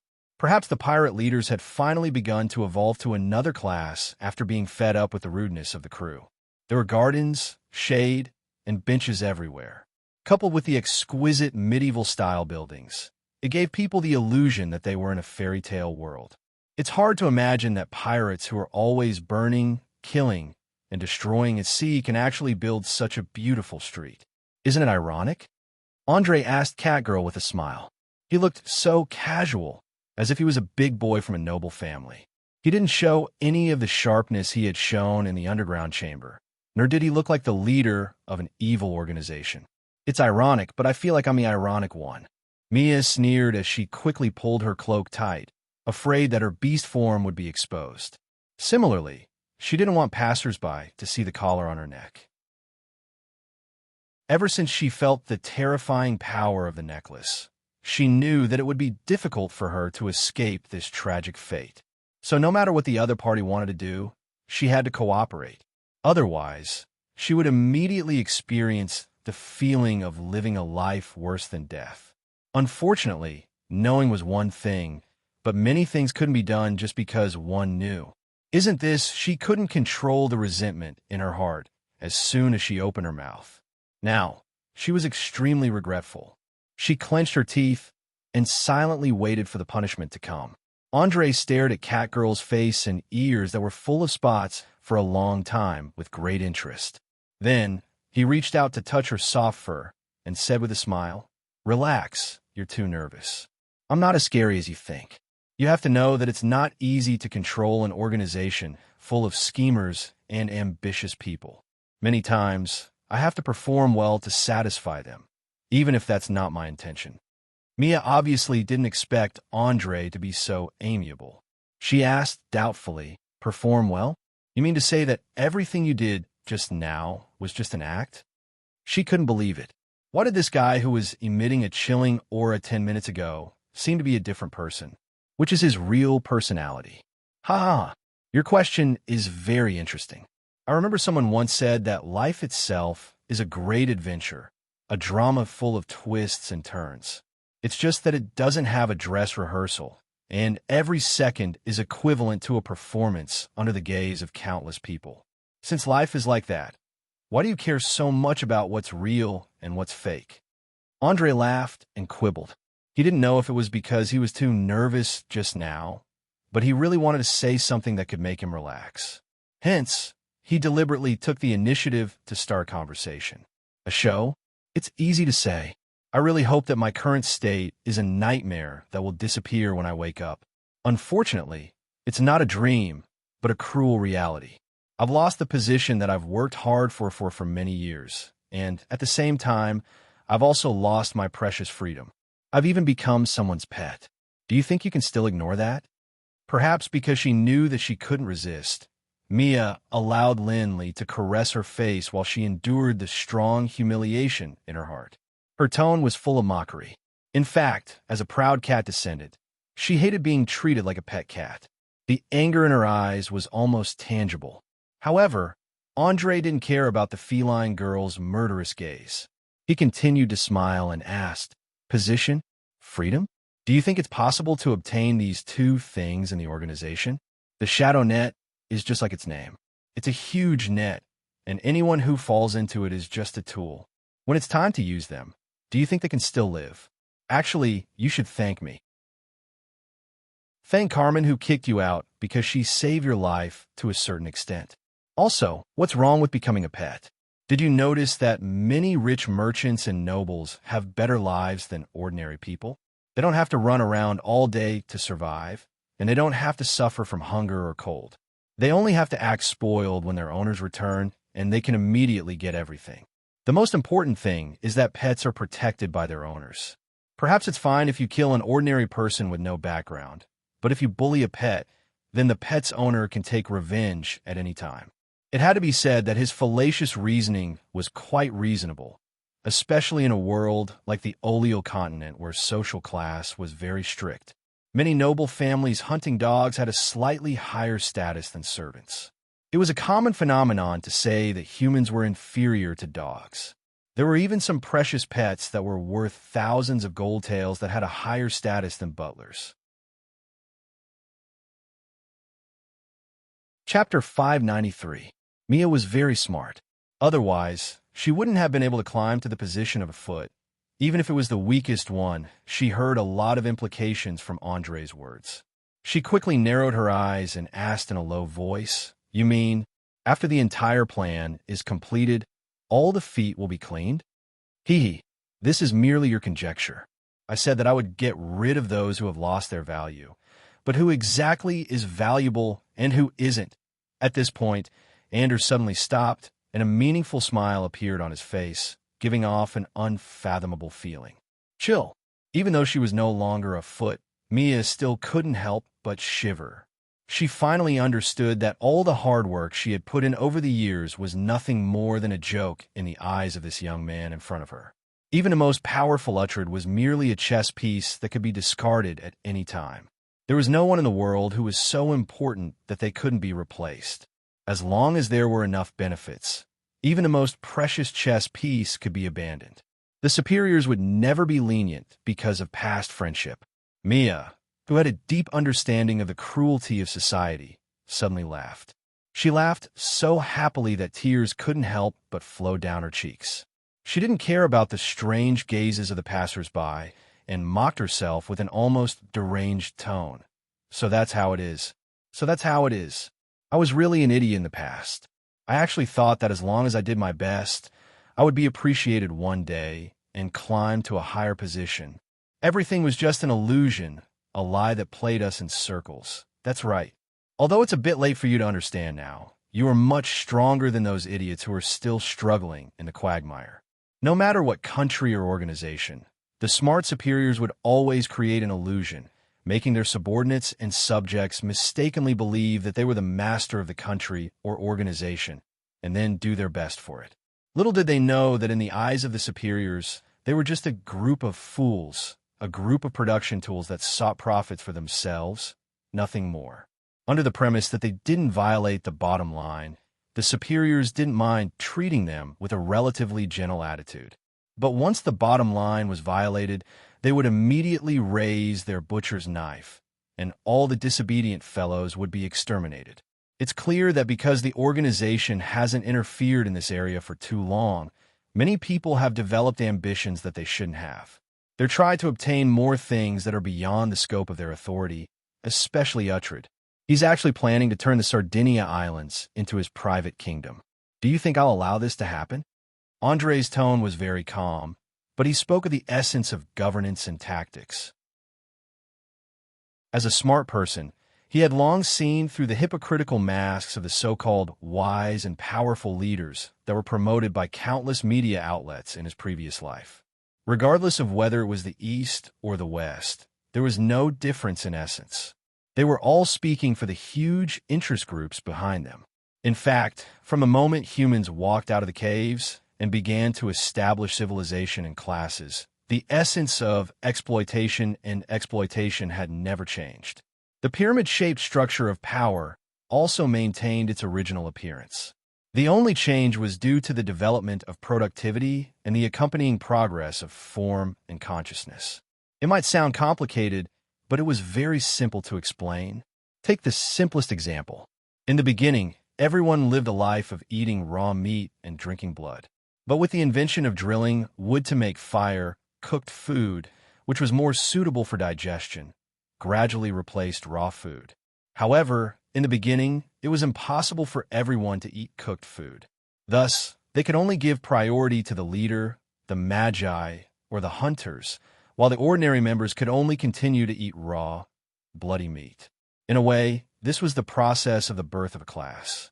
As humans became more and more proficient in the use of fire, cooked food slowly became more and more popular. In the end, it developed to the point where even beggars knew how to make a fire and heat up the leftovers before eating them. Could it be that the privileged classes had become benevolent? Obviously not. This was because the use of fire had become simpler and cheaper.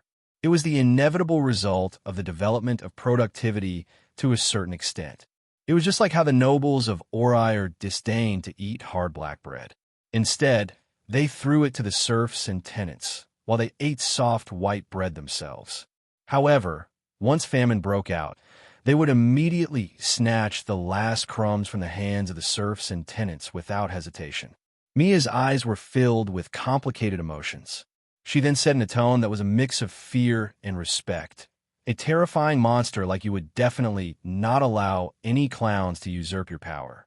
I can't imagine how you would know so many profound and complicated principles at your age. What's even more laughable is that so many people think that they've gotten a once-in-a-lifetime opportunity." Mia's eyes were filled with complicated emotions.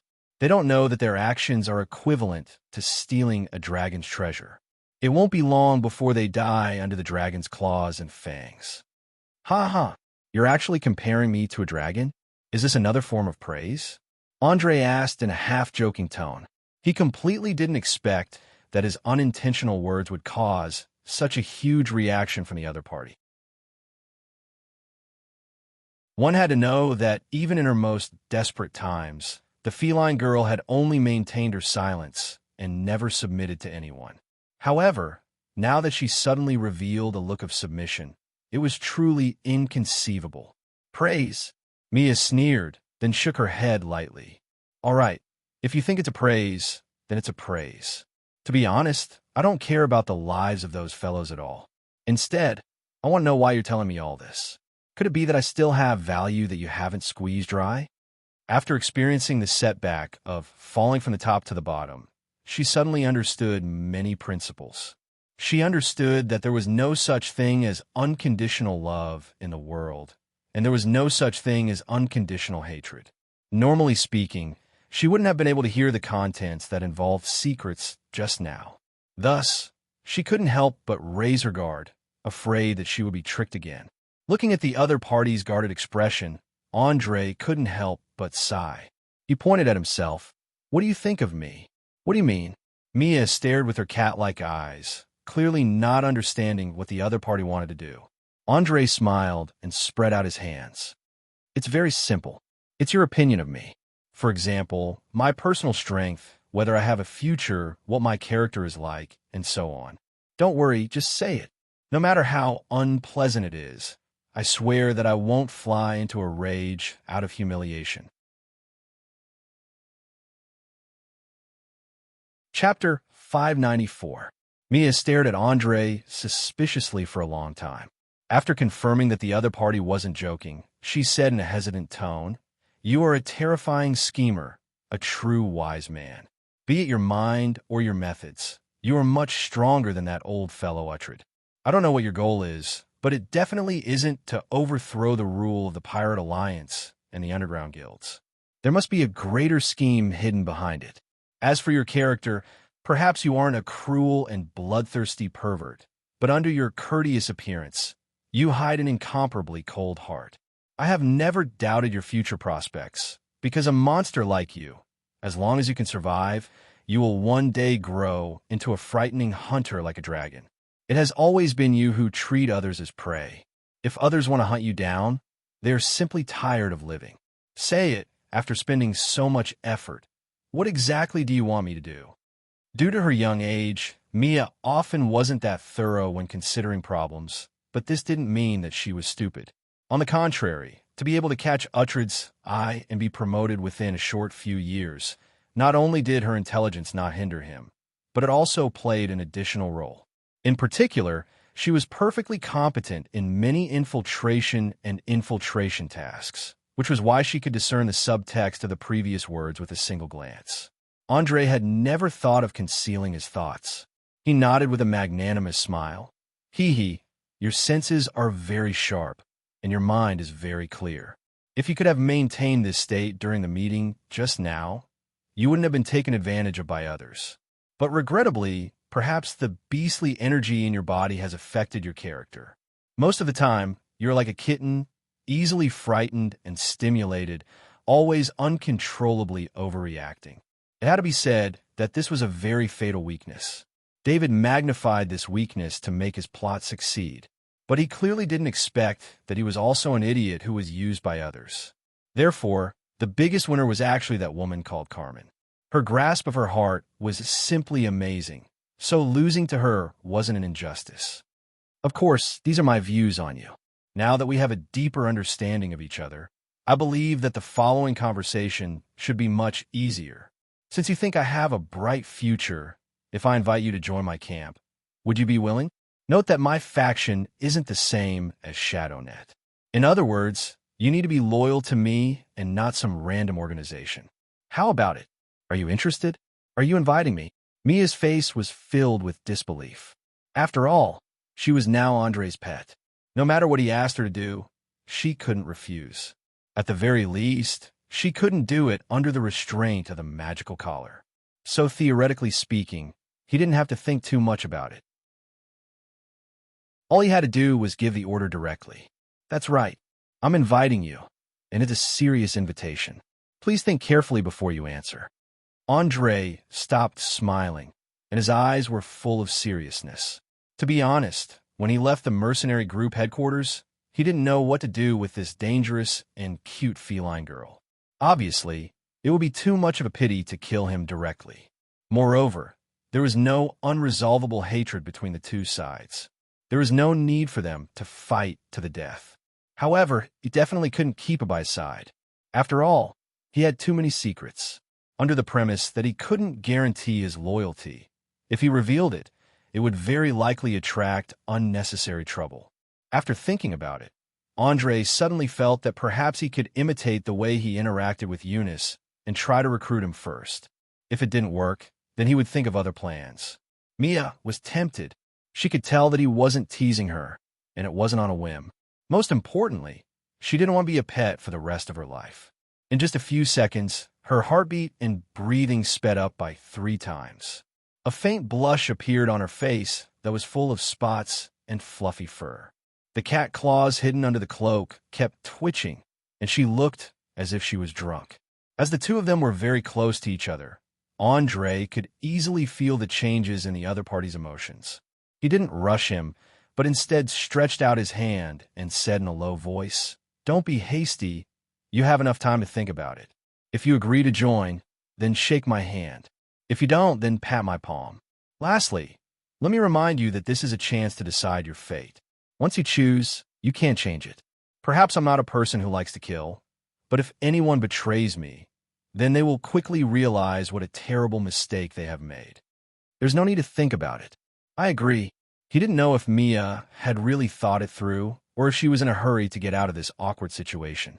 In any case, when Andre reacted, the hand he stretched out was instantly grasped tightly by a furry paw. "Have you really decided?" Andre looked into her eyes and asked. Mia smiled calmly and asked in return, "Do I have any other choice?" Without a doubt, there wasn't a need for too many words in a conversation between smart people. Sometimes a few words, or even a look or an action, could clearly express a lot of things. Very obviously, as the two of them held hands, their relationship became much more intimate. Some of the things that were inconvenient to say and questions that were raised could now be raised without worry. "Welcome to the team. I have to say that your decisiveness leaves a deep impression." Andre was the first to open his mouth and praise. This wasn't a hypocritical compliment, but a sincere admiration for the cat girl's courage. After all, not everyone could make up their minds so quickly. "Thank you. Can I deactivate my beast form now?" Mia thanked him politely and immediately raised the question she was most concerned about. As a cat girl, she was well aware of how dangerous it was to be in beast form on the streets of Valen City. As soon as she was discovered, she could immediately become a target for the underground guilds. Andre didn't even think about it and directly nodded. "Of course, that's the right and freedom you deserve. But remember, from this moment onwards, you're officially severing all ties with the Shadow Web. Without my permission, you're not allowed to have any contact with them, and you're not allowed to settle any personal grudges. Do you understand?" Chapter 595. After getting Andre's permission, the spots, fur, tail, and claws on Mia's body quickly disappeared. In the blink of an eye, she returned to her girl-next-door appearance, especially the skin that was exposed under the leather clothes that had been torn apart by the rapier, which added a special allure to her appearance. However, she was obviously not willing to let go of her hatred. She quickly raised her head and asked with gritted teeth, "Didn't you plan to get rid of them after the plan is completed? Can't I take revenge with you?" As everyone knew, cats were very vengeful animals. Even their owners would sometimes be scratched if they were not careful. Therefore, many cat people with similar personalities also liked to take revenge on their enemies. They would not stop until their enemies were completely crippled. Obviously, Mia had not forgotten the humiliation she had just suffered, especially the collar on her neck that could not be removed. It constantly reminded her who made her end up like this. Looking at the cat girl's resentful eyes, Andre smiled and shook his head. "Unfortunately, I can't. Because you're someone who can't control your emotions, I have to cut off all such thoughts for safety's sake. Otherwise, it might have a serious impact on the whole plan. Perhaps you still don't know, but I hate accidents and unstable factors the most. If you dare to act on your own, then..." Speaking of this, his eyes suddenly became sharp. At the same time, he reached out his hand and gently fiddled with the bell on the cat girl's neck. The hidden threat was self-evident. As a person who believed in an eye for an eye, he could understand her strong desire for revenge. After all, if he had suffered such a huge loss, he would have made his enemy pay 10 times the price. However, Mia's personality was too unpredictable. She was like a bomb that could explode at any time. It was hard to predict when she would lose control. Before Andre completely understood her behavior pattern, he would definitely not give her too much trust. As for acting on her own, that would be even more impossible. Damn it! Mia cursed softly. She suddenly remembered that there was still a deadly thing on her body. As long as the magical power of the collar did not disappear, she would never be able to really defy the will of this young man in front of her. Seeing that Mia's expression was getting worse and worse, Andre smiled faintly. He said softly, "Seems like you have understood the seriousness of the consequences. I believe you will choose to control yourself, right? I swear on my soul, I will definitely obey all your orders. Can you take this thing off now?" It made me feel humiliated and distrusted. Mia yelled angrily as she tugged at the collar around her neck. "Sorry, you should know that this thing was taken out by Uhtred. As far as I know, unless the wearer dies, it can't be taken off." Andre spread out his hands and replied innocently. Of course, if he could cover up the slight curl of his lips, it would add a lot of credibility. In fact, as a level 9 mage, he had enough methods to destroy a magical item. Generally speaking, as long as it was not a legendary item or a divine weapon, it could be destroyed through specific rituals or arcane spells. Although the success rate was not 100%, as long as he tried a few times, he would succeed. However, it was obvious that Andre would not take the initiative to destroy the magical collar. On one hand, he did not want to destroy this interesting little thing. On the other hand, the feline girl had not really corrected her attitude yet. After all, the reason why Eunice could win complete trust was because she took the initiative to swear that she would never betray him. However, Mia still did not have the slightest intention to express her stance. Without a doubt, she was planning to drag it out as long as she could. Mia was not a fool. She immediately sensed that Andre's smile was full of ridicule. She hurriedly avoided his gaze, took a deep breath, and sighed regretfully. "Sigh? All right, since you can't do anything about it, then let's forget about it. But you should at least tell me your name, right? I still don't know your name." Hearing this sentence that was obviously a diversion, Andre immediately understood that Mia was guilty. A hint of playfulness flashed in his eyes, and he said in a meaningful tone, "You can call me Gond first.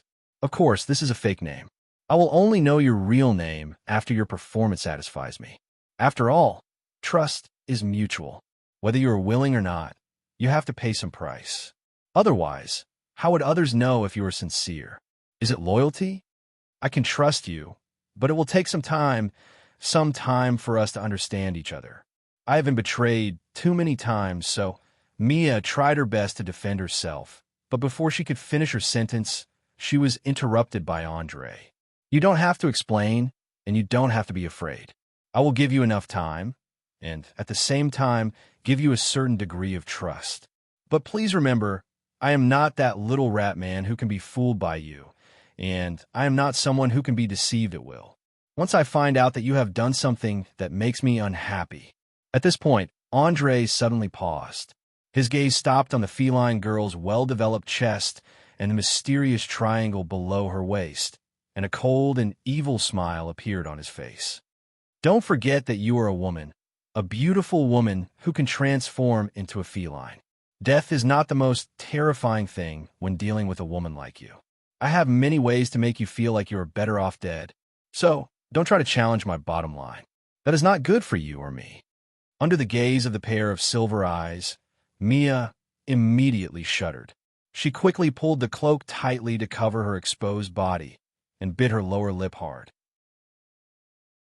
Without a doubt, she really felt fear this time, and she had no doubt that the consequences would be 10 times worse than death if she were to anger Gone one day. Seeing that the threat was effective, Andre immediately nodded in satisfaction. "Very good. Seems like you have understood what I meant. Don't be afraid. I am actually very easy to get along with, especially to beautiful women. Most of the time, I am willing to be polite. Let's go. There are only about 8 hours left before the sky turns dark. Let me bring you to change into a clean set of clothes, have something to eat, and then prepare for tonight's operation." After saying that, he walked toward a clothing store not far away without looking back. As for Mia, she was like an obedient kitten, obediently following behind, trying not to attract Andre's attention as much as possible. Chapter 596. In fact, the reason why Mia was so fearful was because of the shadow of her childhood. As a girl who had been groomed as a virgin prostitute, she had personally witnessed her companions, who were a few years older than her, being forcefully violated by disgusting men. In the end, they had a nervous breakdown and turned into walking corpses. She had almost become one of them. However, she was luckier than those ordinary girls. That night happened to be a full moon, and the cat-human power in her body suddenly awakened. Relying on her sharp claws and teeth, she killed the smuggler who tried to rape her. Then, she took all of his belongings and directly escaped from the tiger's den. Although Mia was later chosen by Uhtred and received strict assassin training, the shadow in her heart didn't weaken at all. Instead, it grew stronger. So when Andre revealed his intentions in this regard, she instantly exposed her most vulnerable side. As the saying went, everyone in the world had a weakness. Even gods were no exception. As long as one could grasp and exploit the opponent's weakness, one could gain an advantage no matter how powerful they were. Although Andre didn't know Mia's weakness, he could feel that his threat had indeed played an unexpected role. So, he didn't keep a straight face along the way. Instead, he put on a friendly expression. Outsiders who didn't know him would think that he was a young man shopping with his girlfriend. Only the two of them knew how complicated the relationship between them was. They were probing each other, guarding against each other, and, at the same time, trying to establish a relationship of trust. It must be known that trust between people couldn't be established overnight. It required time, a specific external environment, and a combination of interests. It was almost impossible for the situation in some literary works where two people could live and die together after knowing each other for a short time to appear in the real world. Perhaps because Andre spent all his thoughts on how to create a relatively harmonious atmosphere, he didn't notice that there was a blue translucent eye watching him from the sky. This is the person mentioned in the prophecy of the Empire's greatest prophet, Emmanuel, the master recognized by the Arcane eye, the key that will open the door of truth. On the other side of the eye connection, a man in a gorgeous dark red robe asked in a low voice. He looked to be around 30 years old and was about 1'6" 7 meters tall. His entire body was emitting a dazzling magical aura. Almost all of his accessories were powerful magical items. What was even more terrifying was the man himself. The primal magical energy that had always been known for being wild and uncontrollable had, under his careless manipulation, formed invisible walls of energy in all directions. Now, even if a raging rhinoceros were to charge over, it would be crushed into minced meat in an instant. Such precise and frightening power, without a doubt, could only be achieved by a legendary mage. Standing not far away from the man, a lich wearing a luxurious robe inlaid with gold threads and gems suddenly laughed and replied, "Hee hee, that's right. Walter, old friend, are you surprised?" To be honest, I was also very surprised when I first met him. You have to know that he was only a mere level 7 mage at that time, but he dared to talk to me face to face. Even my disciple, Loretta Botons, couldn't do that. This good-for-nothing fellow didn't even have the courage to look me in the eye. I don't know when he will truly mature. Of course, the most important thing is that he has a mind that is not bound by rules and regulations. He is always full of all kinds of strange ideas. Perhaps the truth is just like what the prophecy said, that he can bring about an unprecedented revolution to arcane magic and restore the glory of the great magic civilization. You have to know that us old fellows who survived the last war of the gods rebuilt the Wildest Council and formed the secret intelligence organization, Shadowweb. Isn't it all for the sake of making a comeback one day and making the gods pay for what they have done?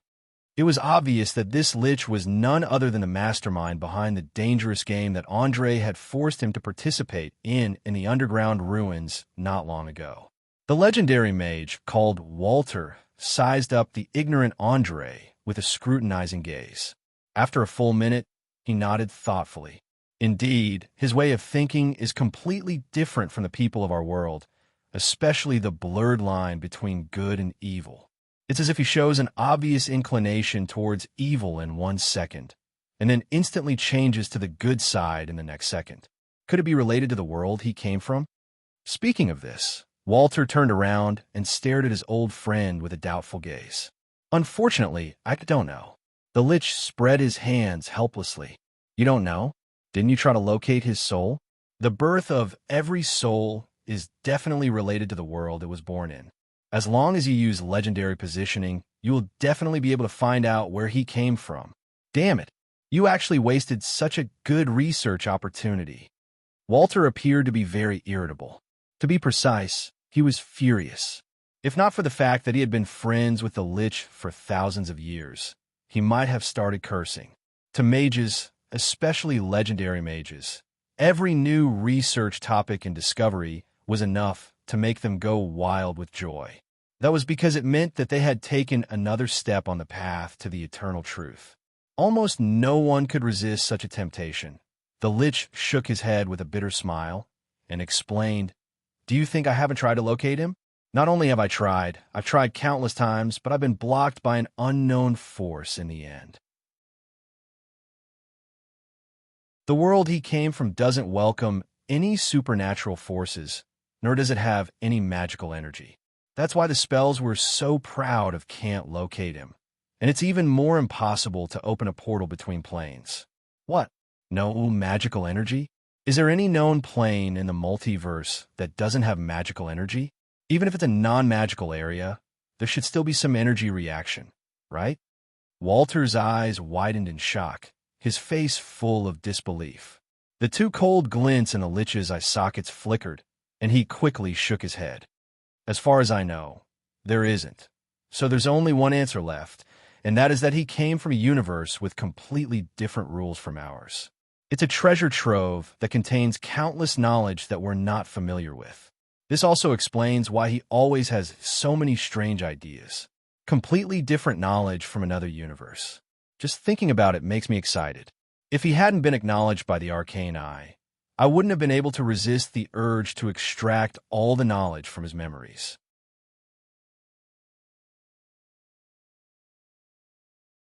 Chapter 597. Haha, looks like we have the same idea. But don't worry, old friend. The Arcane Eye is one of the Empire's ultimate plans. The owner who has been recognized by it will walk the same path as us one day. If he wants to uncover the secrets of the eternal truth, he is destined to be an enemy of the gods. I look forward to that day. When that day comes, he will have no other choice but to join the council. Walter laughed out loud as he spoke his thoughts, not holding anything back at all. As a mage, a legendary mage who had mastered the ultimate power of arcane spells, he understood the desire for knowledge better than anyone else. It could be said that as long as one crossed the threshold of legendary, it would not take long for them to experience the suppression of the gods. If they wanted to advance further, they would have to be prepared to be enemies with them. The Lich sighed deeply. Yes, the end of the path of magic is the gods. They're like a solid wall that blocks the only way to the top. Back then, we made countless preparations to push this wall open and see the eternal truth, but we ended up badly injured. Many of our ultimate plans failed before we could use them. However, that failure wasn't meaningless. At the very least, we understood the nature of the gods, as well as the weaknesses and fears that they desperately tried to hide. Furthermore, the Empire's several ultimate plans weren't completely destroyed. The mystical eye and the terrifying creature that was summoned from the endless void were successfully preserved. When the time was right, they would sound the death knell for the gods. All right, I already know why you asked me to come here today. I also know that the Arcane Eye is not lost. I will use the fastest speed to convey this news to every council member. I believe they will make a wise choice. Don't worry if anyone dares to. Before Walter could finish, the Lich let out a chilling laugh. Hee.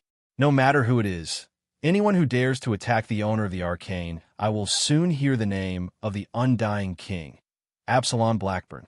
I have 10,000 ways to make his soul suffer endless pain until it completely collapses. Ha! Well said. This world has forgotten about us for too long. Perhaps it's time to make a sound and let them know the return of the great Wildest Council. Don't worry and do it boldly. All the counselors will support you without hesitation. With that, Walter laughed and patted the Lich's shoulder. Then he raised his hand and snapped his fingers. A teleportation portal to an unknown destination opened instantly. He went in directly and disappeared with a blinding white light. The Lich who claimed to be the king of undead, Absalom Blackburn, turned his gaze back to Andre, who was having his lunch, as he muttered to himself, "That's right. It seems that your performance is much better than I expected." Not only did losing your power as a mage not cause any negative effects, you even relied on your courage and wisdom to stand out in this chaotic situation. I'm afraid that even Uhtred won't be able to stop your progress. But this won't help me train. Maybe I should increase the difficulty of the game a little. For example, we can reveal some information to Captain Casimircas of the Devil and let him know that the thief who stole his belongings is under the protection of this young man. I believe that this guy who has close ties with the demons of hell will definitely be able to create some surprises, right? My dear mentor. As a neutral voice sounded, a man in a blue cloak walked out from the darkness. His steps were graceful and light. His body looked slimmer and thinner than most people, especially the slightly pointed ears hidden under his long brown hair. He was obviously a half-elf. Orlando Watts, you're finally back? And you've even crossed the threshold of level 19? The Lich asked in surprise. As a veteran legendary mage, he could easily sense that the aura emitted by his disciple was completely different from before, especially the faint influence on the original magical energy. This was something that could only be done by a mage who had crossed over level 20. The half-elf bowed deeply and replied with a smile, "Yes, mentor. After this long journey, I've finally understood my own magical domain. This time, I've returned to ask you about the problems of legendary spells." After hearing this, Absalom immediately laughed loudly. "Ha ha ha ha ha. Of course. Of course I'll teach you how to create your own legendary spell. Congratulations, my dear chief apprentice. After so many years, I thought you'd never cross the threshold of legendary, but you've given me a pleasant surprise. But before that, you'll have to run an errand for me."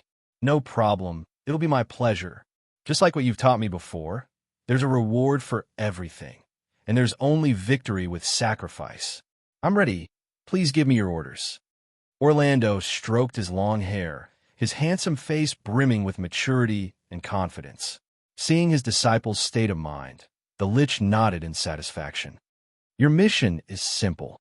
First, do as I said and leak the information to Casimircas. Assist him in summoning a mid-level demon.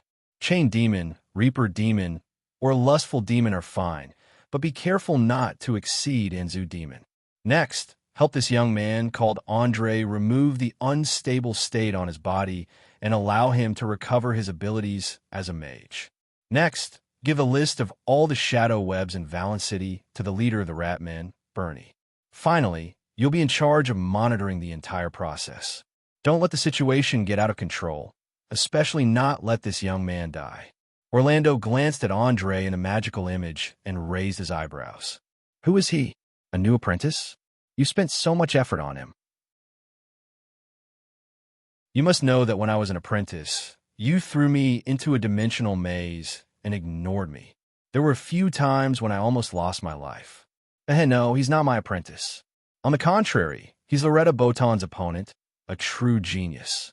I'm sure you'll discover this after observing him for a while. All right, don't ask too much.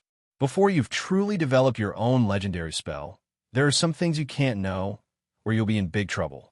Also, give this book to him, and don't reveal your identity." Saying this, Absalom took out a worn-out and moldy book and waved his hand, indicating that his disciple could leave. The half-elf clearly knew the Lich's temper and didn't ask any more questions. He merely bowed and disappeared into the darkness.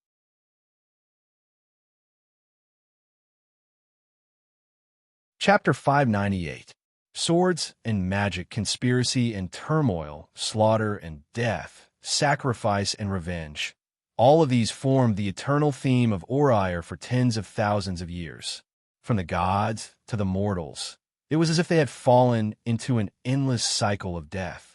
Although many people desperately want to jump out, there were even more who could not wait to jump in. Even if countless races that had once been glorious were wiped out, it could not stop the greedy and selfish nature of intelligent creatures. Perhaps it was just as a scholar had lamented. From the moment the monster of intelligence was born, it was like a black hole constantly devouring everything around it. Unless all intelligent creatures were wiped out, the disputes would never be settled. Of course, this sentence might have a slight anti-intellectualism tendency, but it described a universal fact, and that was the relationship between positions and contradictions. After all, this world was not like Earth, where there were gray areas as far as the eye could see. There was evil and kindness, and chaos and order. The boundaries between them were so blurred, and the manifestations of human nature were more complicated. To a certain extent, the manifestations of Oriar were purer. Almost everyone had a clear camp, whether it was good, evil, chaos, order, or neutral. Even the gods are no exception. The whole world revolved around the conflicts between the camps, as if there was an invisible hand that kept the two sides in balance at all times. If one side started to have an absolute advantage, a child of destiny would immediately appear from an unknown corner and start a massacre, forcing the side that had the advantage to return to the starting line. It had to be said that this phenomenon was very strange, so strange that Andre, a transmigrator, could not understand it. In particular, the main character recorded in the book in his hand had such great power and completely had the opportunity to unify the continent. But why did he suddenly disappear without a trace? As a typical conspiracy theorist, he felt that things like coincidences could happen once, twice, thrice, or even 10 times, and it could be considered normal. However, for it to happen dozens or hundreds of times consecutively, there was no doubt that there was some kind of mysterious force controlling it. Moreover, this force was very powerful, so powerful that even the gods could not do anything about it. Mia swallowed the caviar in her mouth, wiped her mouth with a napkin, and asked curiously, "You're still reading that old book you just bought from the beggar?" Andre closed the mildewed and rotten parchment book and nodded with a smile. "Yes, it is a very interesting book. It tells about the life of a legendary emperor in the distant north. At the same time, it also reveals an interesting phenomenon to me. Why is it that in the land we live in, the battle between good and evil has lasted for tens of thousands of years, but there has never been a winner?" Mia shrugged nonchalantly. "Isn't that simple? You can find any kid on the street and you'll get the answer. They're heroes and adventurers. Every time there was a crisis, there would always be a group of idiots who didn't know what was good for them. Perhaps they had average combat strength, or perhaps they were just scammers. But by chance, they would do things that others couldn't. They would immediately be bragged about by the nobles and bards. As for the dead idiots, they wouldn't even mention a word about them. By the way, who is the emperor in this book? Is he very famous?" "He is indeed very famous. He is the founding emperor of the ancient empire in the north, Claudius Bardine. According to legends, he has terrifying spells that can easily destroy a city. Even his mount is a giant dragon that stands at the top of the food chain. All the cities and villages in the north tremble under his brutal rule. No one dares to say a word against him, let alone resist." Andre gave a concise introduction of the characters recorded in the book. This was not the first time he had heard of this name. Back when he was in Lonely Mountain Town, he had heard the town talk about the story of the winter tyrant Claudian Bardine. Some elders even used his name to scare disobedient children. In the ancient legends, it was this emperor who unified the entire north and established the huge Sibir Empire. Later on, the Canteru Kingdom, the Bomia Kingdom, the Sali Kingdom, the Reading Road Duchy, and so on all split off from his foundation. This was especially so for the three kingdoms of Canturu, Bomia, and Sali. They would often break out in wars for legitimacy. Whoever won the final victory would be crowned as the Emperor of Sibir for a period of time. At the same time, they would control the surrounding small countries and become the leader of the alliance or an overlord. Although the Canturu kingdom had a powerful knight group, due to the severe cold, their food production was too low to support a protracted tug-of-war. Therefore, they never won the crown. On the contrary, the Bomia and Sali kingdoms in the south took turns to be elected and were all extremely wealthy.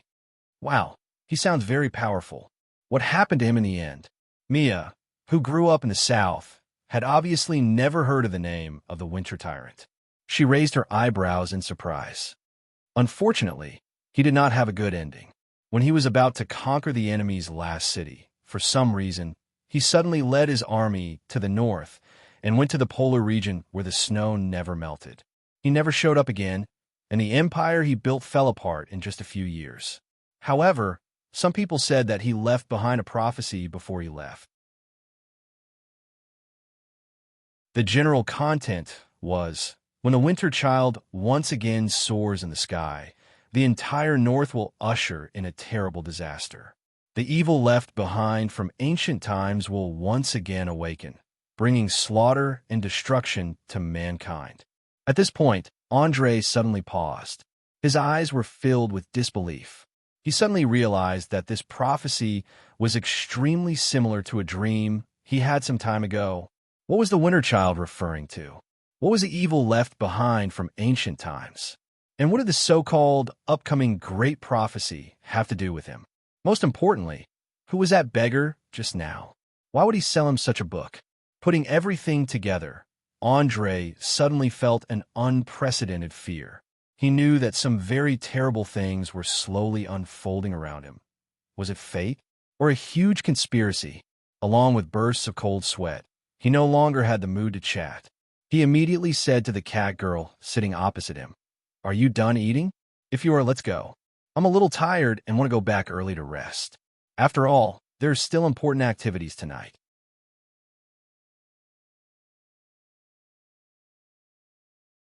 Chapter 599. Of course. I'll listen to you.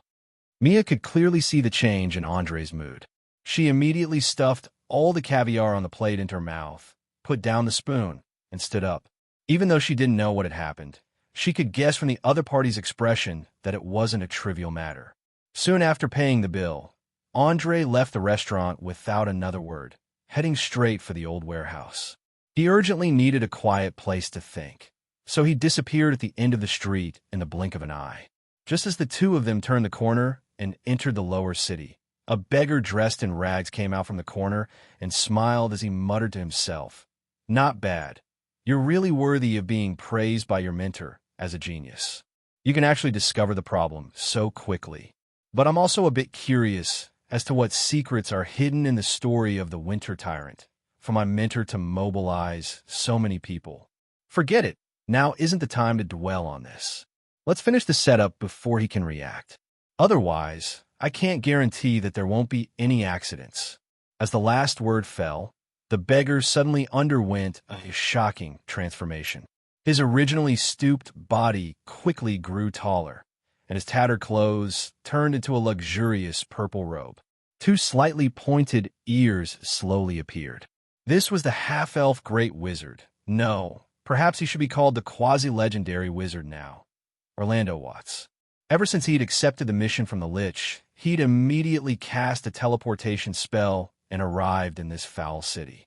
He disguised himself as a beggar and quietly handed the book to Andre. At the same time, he'd silently cast an arcane spell that could calm the agitated magical energy. In a few hours, Andre would feel the balance in his body slowly recover. As a spellcaster with half a foot in the legendary realm, it was simply too easy for Orlando to hide his identity. As long as he was willing, he could transform into any race or individual in the world. Not to mention humans, even animals, plants, or tools wouldn't be a problem. But in order to observe the person the Lich was focusing on closely, he'd chosen to transform into the most inconspicuous beggar successfully deceiving the extremely vigilant Andre. After all, there were simply too many beggars in Valence City. No one would care if there was one more or one less. If it wasn't for the book's contents, they would probably still be in the dark. As someone who had once wielded the Shadow Web Authority in place of his mentor, Orlando knew the situation in the Sardinia Islands like the back of his hand.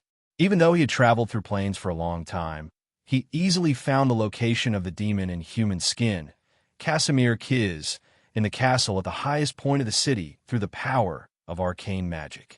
The security that was extremely strict to ordinary people was completely useless in front of Orlando. It was as if he was taking a stroll in his own backyard. He walked in from the main entrance openly. Not only did the dozen or so fully armed pirates not stop him, they even took the initiative to open the door for him. Without a doubt, they were all under the influence or control of some unknown magic and were completely unaware of what they were doing. It was not just them. Everyone Orlando met along the way seemed to be affected. They either ignored him or greeted him with a smile, as if he was an old friend they had not seen for many years. The situation was so strange that it was hard to believe. This was the power of a top spellcaster. Even the Pirate Alliance, which was known for their ferocity, was only a slightly more troublesome chess piece in their eyes. They were essentially no different from ordinary people. Walking with the graceful steps unique to elves, Orlando soon arrived at the door of a secluded room on the second floor. However, he didn't choose to knock on the door. Instead, he turned his physical body into a transparent soul state and directly passed through the thick wooden door, entering the room. Casimir Kiz was currently staring blankly at a yellowed piece of parchment, not noticing at all that there was a pair of eyes watching him from behind. A few seconds later, the parchment suddenly burst into flames without any warning. The black ashes drifted with the wind and slowly fell onto the table, revealing a map that was both right and wrong. He hurriedly and carefully checked it over and over again. After a full minute, he fiercely slammed the table and cursed in a low voice. "Damn it. I failed again. If I catch the thief who stole the jewels of hell, I'll definitely pull out her soul and sacrifice it to the great Count Namuku. Don't waste your energy." The probability of finding a believer who is protected and loved by the halfling god of thieves, Brando, with this inferior divination method is almost negligible. Orlando, who had been watching from the side for a long time, couldn't stand such a lousy divination and reminded him. As soon as he spoke, Casimir jumped up in fright. He quickly pulled out a dagger for self-defense and searched every corner of the room with his eyes wide open.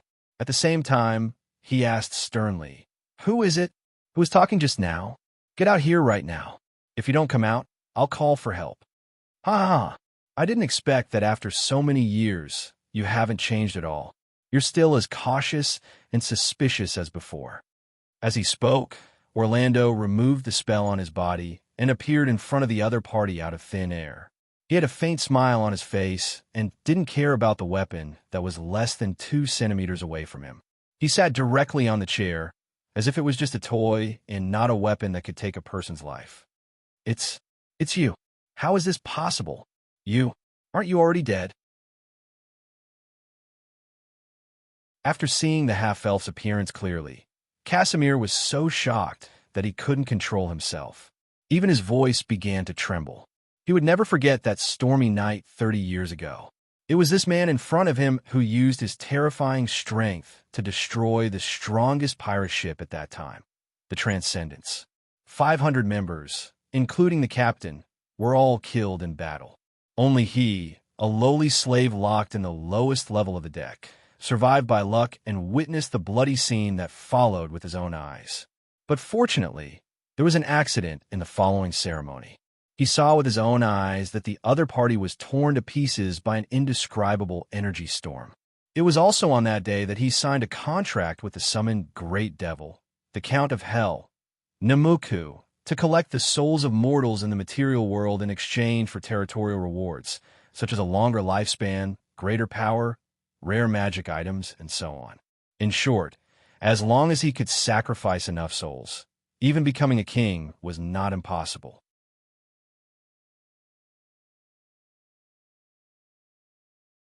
Chapter 600. As someone who had a deep understanding of the supernatural system, Casimir was fully aware of the other party's strength. It was definitely not something a dabbler like him could compare to. He was even more aware that a spellcaster who had the ability to summon a great devil in the material world would not be able to harm a single hair on the other party, even if all the pirates in the castle were to join forces. Thus, he chose not to act rashly. Looking at the other party's eyes that were filled with terror and fear, the corners of Orlando's mouth curled up into a playful smile. Die? Haha. I have to say that you're really naive and cute.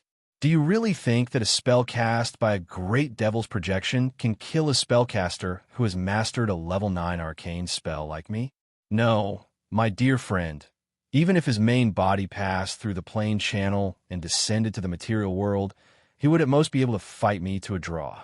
Moreover, as a high-ranked wizard, even if I were to be killed once or twice, so what? I have at least 10 methods to revive myself. That summoning was only a part of my huge experiment. After obtaining the precious data, there was naturally no need to stay in the same place and face the wrath of a great devil. Thus, retreating became an inevitable choice. And not only did you sign a contract that was very beneficial to you, you even got rid of your slave status and became a famous captain among the pirates. To be honest, I was slightly surprised when I discovered this, but after secretly observing for a period of time, I suddenly felt that your potential was not bad.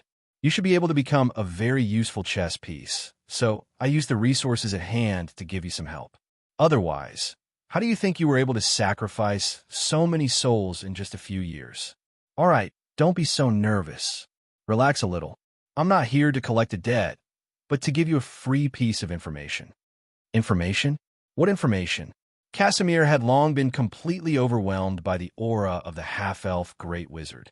In addition to the words just now, he felt a chill run down his spine. His mind was in a mess, and he subconsciously asked this question. Seeing the other parties scared out of his wits, Orlando laughed inwardly.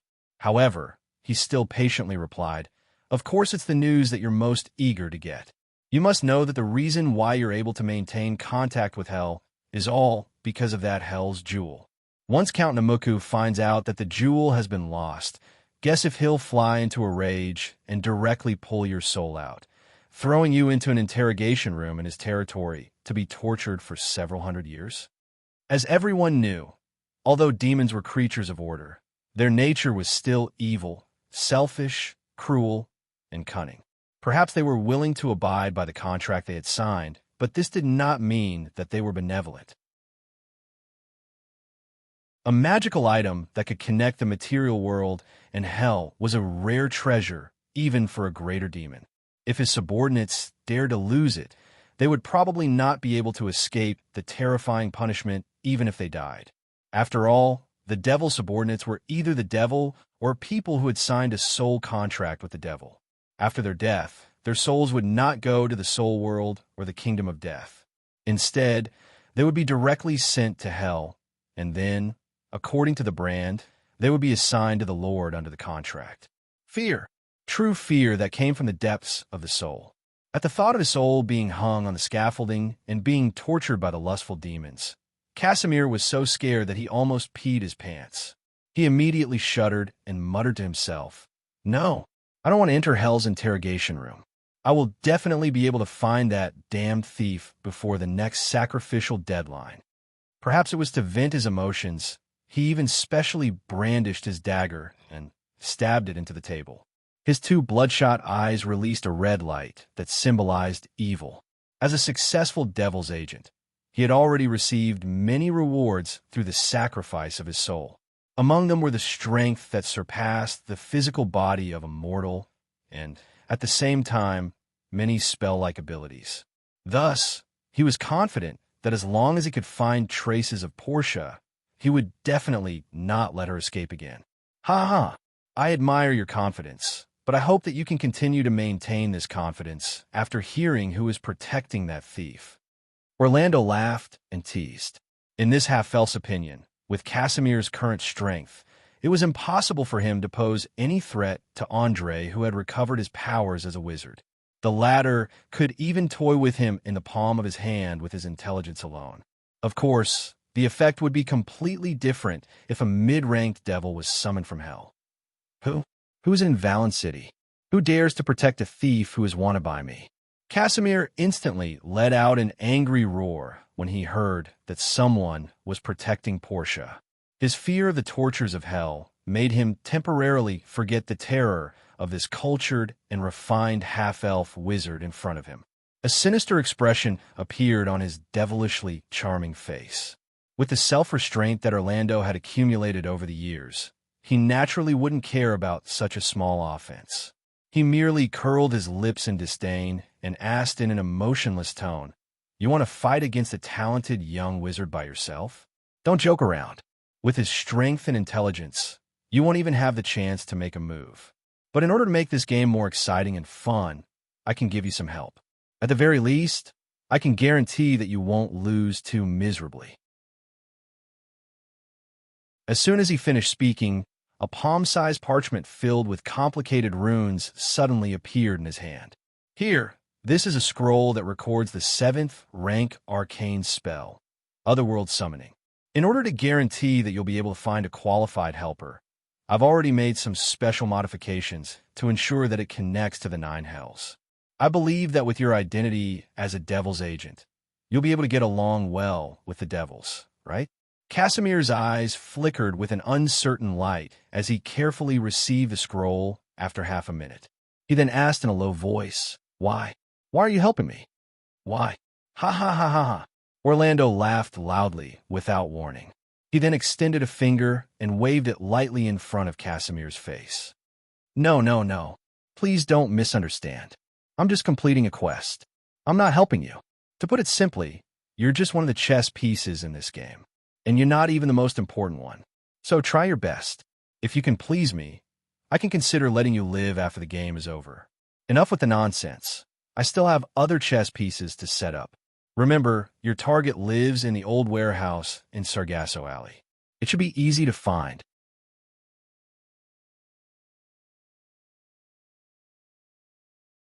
Chapter 601. As the last syllable left the half-elf mage's mouth, his entire body rapidly turned into nothingness, transparent, and finally dissipated into thin air. Looking at the empty chair, Casimir did not dare to breathe for a long time. Only when he was sure that the other party had really left did he open his mouth and take a deep breath. His face revealed a vicious expression, and at the same time, he let out a cold laugh. Hee. I never thought that there would be a day when I would become someone's chess piece. But it doesn't matter. A chess piece has its dignity. No matter who is protecting that little thief, he will have to pay the price for his actions. I will let him know the terrifying consequences of angering a devil's agent.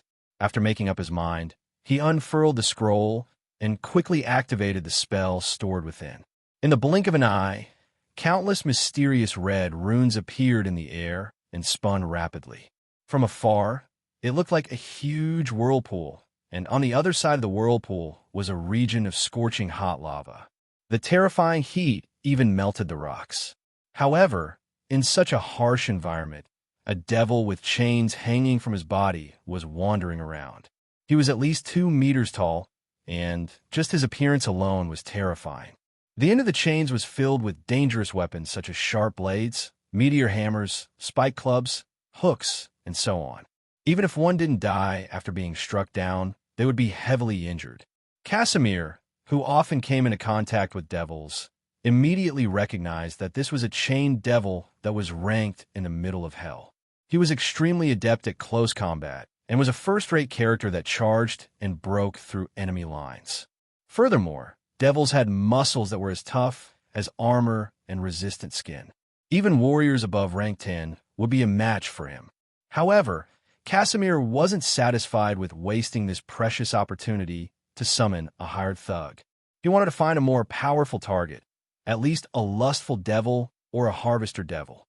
Not only could the former fight head-on, but they could also work as advisors. Many mortals would be willing to offer their souls just by looking at their beautiful appearances. There was only to talk about the latter. They could use their innate ability to disguise themselves as ordinary people, making them perfect spies. In fact, Casimir wasn't stupid at all. After receiving the half-elf mage's warning, he didn't have any intention of fighting head-on. One had to know that he was the representative of the great devil. According to the devil's way of doing things, if he didn't play some tricks, he would be ridiculed once his peers found out.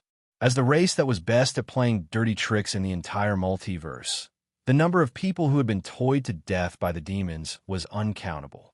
From the gods to the mortals, even their nemesis, the demons, they had all suffered. But in the end, there was nothing they could do. Casimir believed that as long as he could get the help of a powerful demon, he would definitely be able to get out of this predicament and take back the jewelry from hell. As the saying goes, hard work pays off. After waiting patiently for half a day, a beautiful woman wearing black armor, holding a flaming longsword, and with a pair of huge black wings on her back slowly walked over from afar. Without a doubt, this was the most beautiful and deadly creature in hell. It was said that the lustful demons were born after angels fell from grace. Unlike their nemesis, the succubi, who liked to cast spells from a distance, these seemingly delicate creatures had superb combat skills. Whether it was long-range weapons such as bows and arrows, or close-range weapons such as swords, they were all proficient in using them. Without any hesitation, Casimir locked onto the lustful demon and activated the power of the magic scroll. He pulled her from hell to the material world. In just a few seconds, the whole room released a blinding red light. The evil aura unique to the devil quickly spread. Soon after, the lustful demon squeezed through the dimensional channel and appeared before him. The material world? This is really a small surprise. The beautiful, lustful demon sniffed the air lightly, the corners of her lips curling into a beautiful arc. She intentionally pretended not to see the summoner beside her, trying her best to display her alluring figure and charm abilities in an attempt to confuse the summoner. Then, she would look for an opportunity to break free of the magic shackles and do what she wanted. Surprise? No, miss. You will soon know that this isn't just a surprise. It's also very exciting. So exciting that you might lose your life at any time. Casimir clearly understood the devil's nature very well. He directly revealed the symbol branded on his chest and reminded the lustful demon with a cold smile. In reality, the devils weren't as united as the rumors said. Their internal conflicts were frequent, especially between lords. There were all sorts of scheming against each other. However, these conflicts were usually hidden under the calm surface, more like a competition between politicians. Their subordinates also expanded this hidden competition to every corner of the universe. Casimir's first priority was to understand which lord the lustful demon belonged to. The lustful demon noticed the devil's symbol on his body, and her eyes immediately lit up. She then sighed meaningfully. Wow, what did I just see? The symbol of Count Namuku? Mortal, it seems like your identity isn't simple. It doesn't matter whether I'm simple or not. What's important is that I've already expressed my sincerity. What about you?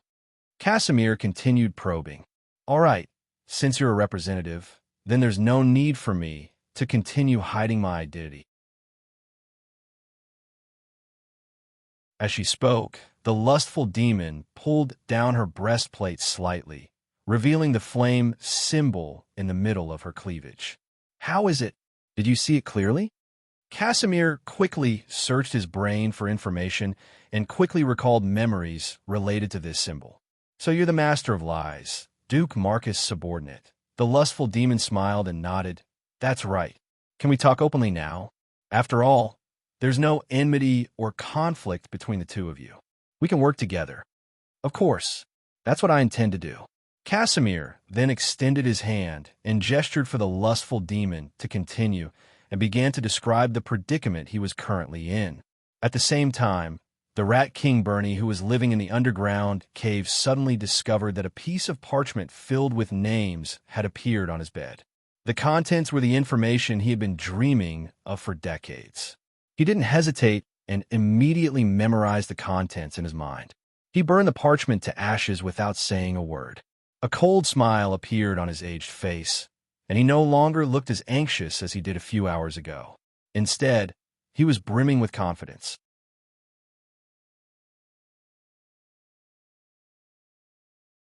Chapter 602. As all the important members of the shadow web hiding on this archipelago were completely exposed, the initiative slipped from Andre's hands without a sound. The Ratmen, who were originally in a difficult situation, now had an additional choice. The situation began to develop in a complicated and confusing direction. Everything was just as the Undying King, Absalom Blackburn, had said. The difficulty of the game, it had leveled up. Perhaps none of the members of the Shadow Web in Valence City would have thought that they would be betrayed by the higher-ups one day. Who knew what choice old Bernie would make in the end? Would he use this list to make a deal with the underground guilds? Or would he keep it as a hostage, forcing the Shadow Web to join hands with him and seize control of the islands? Perhaps this kind of complicated and tense certainty was the environment that the old Lich wanted to create. After all, this kind of environment tested a person's overall ability the most. For most ordinary people, just distinguishing between enemies and allies was a huge headache, not to mention seizing the fruits of victory in such a complicated situation. However, Andre was still unaware of the changes in the situation, and he had another problem to deal with at the moment. Who is she? The two had just returned to the old warehouse, and before they could even sit down to catch their breath, Portia immediately glared at Mia, with her two eyes filled with hostility. As a halfling with sensitive senses, she could sense the dangerous aura of her own kind from the other party. As the saying goes, the same sex repels, but opposite sexes attract. Forget about getting along peacefully. She was already giving Mia face by not directly attacking her.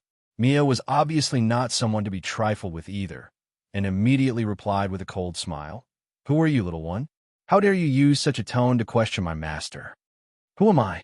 I'm his most loyal companion and friend. Where did you come from? Why are you calling him master? Portia obviously hated it when people talked about her height. Her face instantly darkened, and her tone became increasingly unfriendly. What, are you jealous? Our relationship is much closer than you think. After all, you're just a pitiful little midget.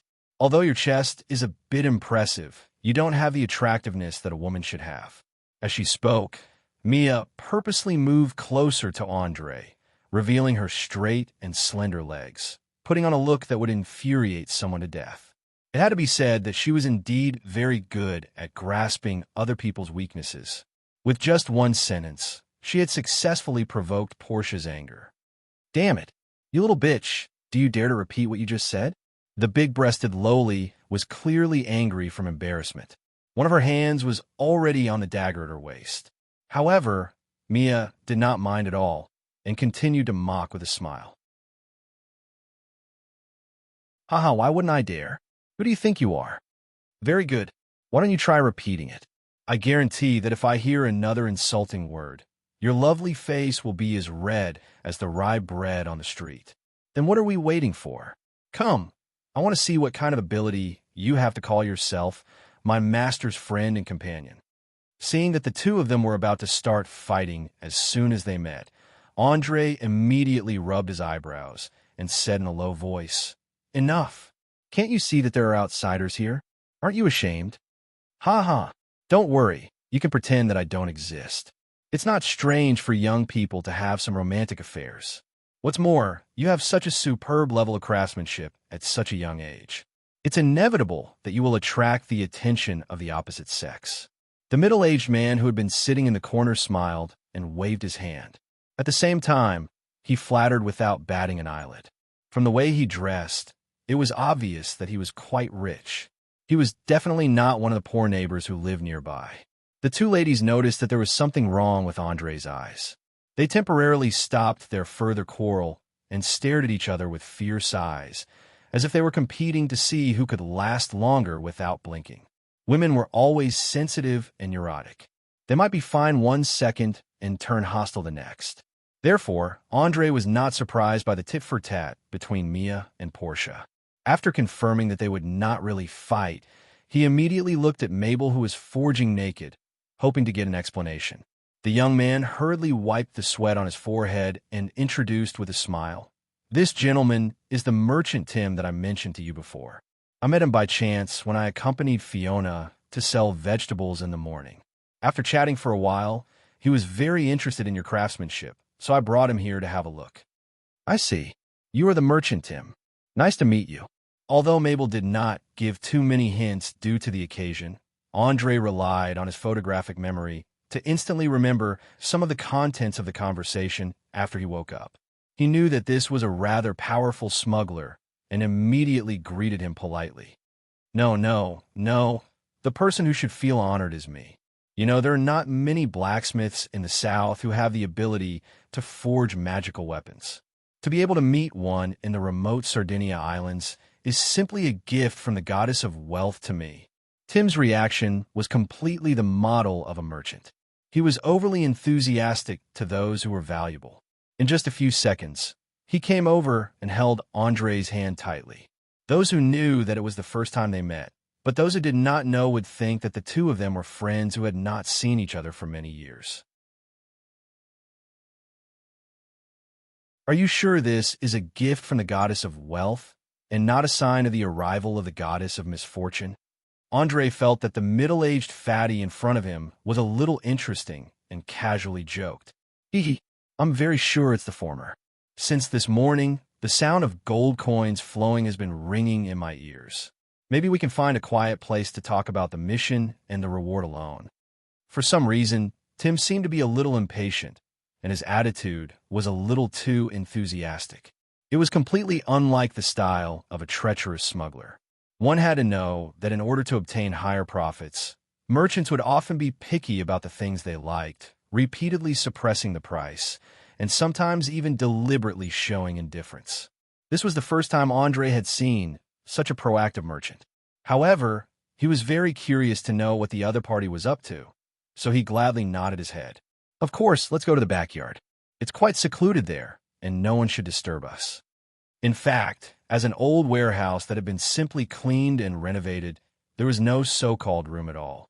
There was only a hall as soon as they entered, and then there was the basement and a backyard. The unknown woman was still imprisoned in the basement, and they definitely could not bring an outsider in, so the backyard naturally became the only place where they could talk.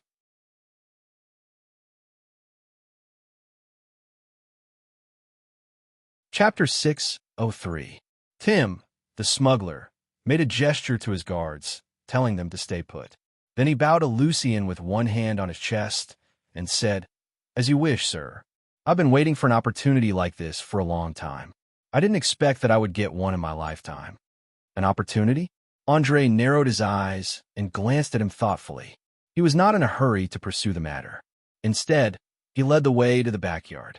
He could feel that Tim was up to something, but it didn't matter. Now that he was here, he had plenty of opportunities. Tim followed him without saying anything. Soon, the two disappeared from everyone's sight. "Brother, do you think they can reach an agreement?" Fiona lowered her voice and asked her brother. Mabel shook her head with a bitter smile. "I don't know. Maybe they can, maybe they can't. Anyway, I've done what I should do. Let the smart ones take care of the rest." After saying that, he ignored everyone and continued to pick up the hammer. He focused on hammering the blanks and continued to train his muscles and willpower. For a warrior who was determined to become a hero, there was nothing more important than the basics. At the same time, Andre and Tim had also come to the backyard and started to test each other.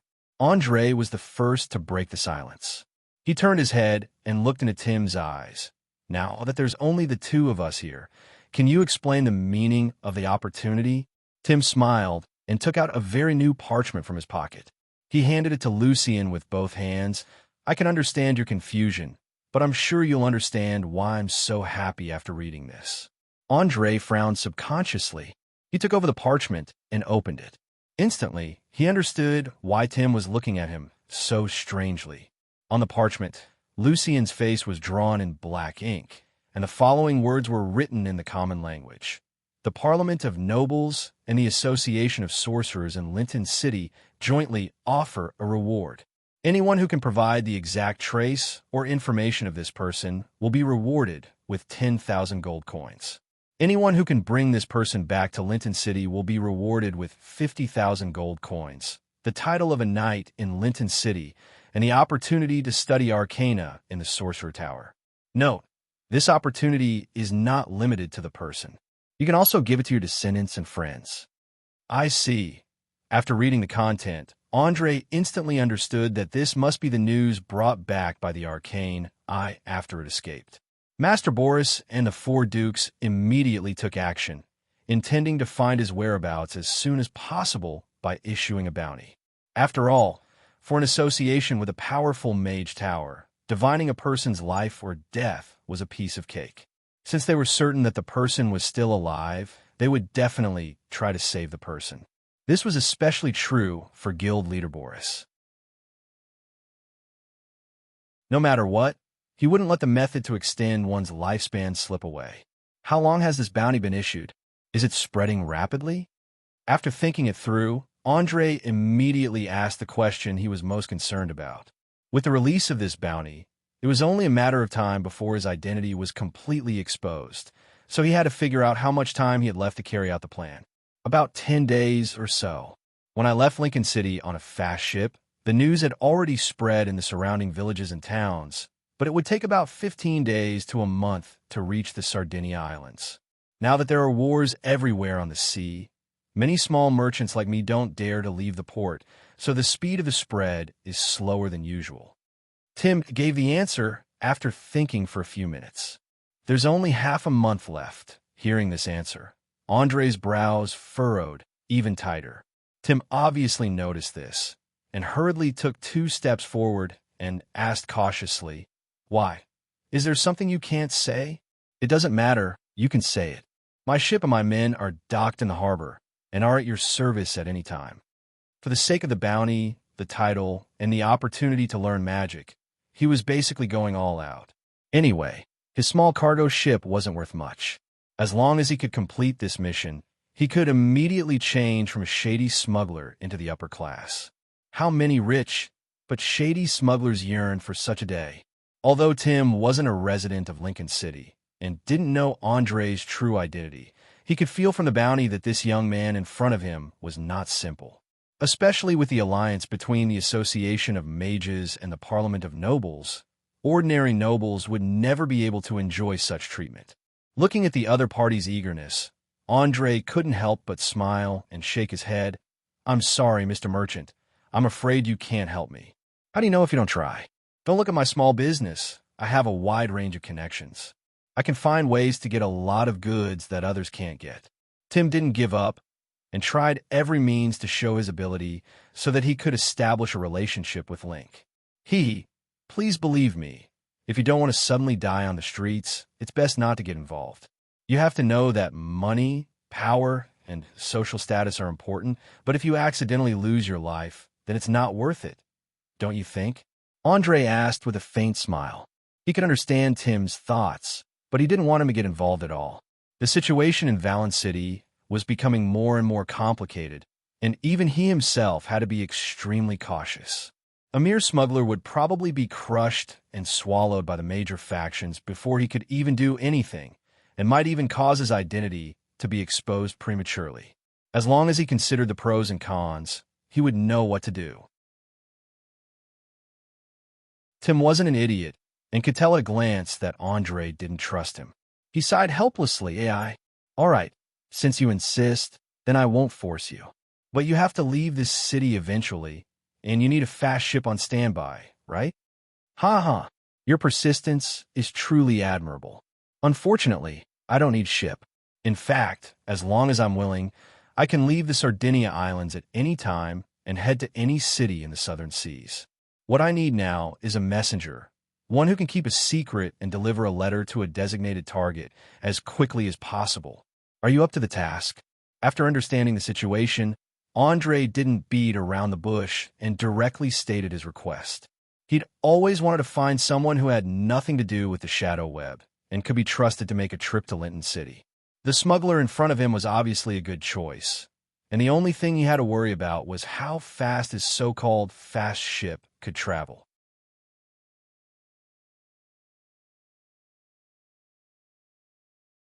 Chapter 604. Messenger. Tim stared at Andre in astonishment. He didn't understand what he meant. Did he want him to bring back news of his safety? That wouldn't do. He was here for the highest reward, so he had to bring Link back no matter what. Tens of thousands of gold coins didn't matter, but he couldn't let go of the opportunity to learn magic and the title of nobility. That was a precious opportunity that could benefit his future generations. That's right, a messenger. I want to find someone to bring back a few letters.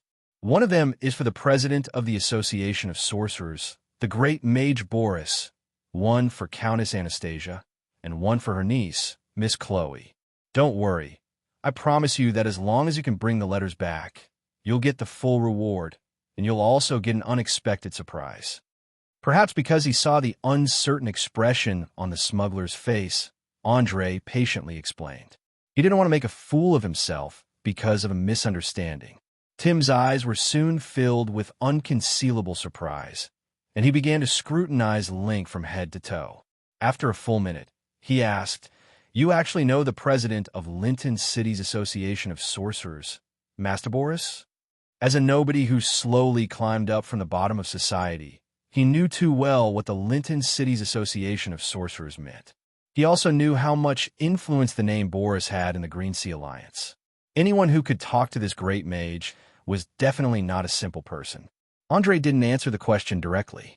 Instead, he pretended to smile mysteriously and asked in a threatening tone, "Are you sure you want to know the answer?" "No. Forget it. I don't want to know at all." Tim was obviously taken aback, and he hurriedly shook his head with his face full of fat. He suddenly remembered that he was just a nobody. If this young man in front of him was carrying out a secret mission for the Association of Sorcerers, it was better not to know. Who knew if he would be killed when he returned? Although Andre really wanted to laugh out loud, fortunately, he had good self-control and quickly pretended to be satisfied. Very smart choice.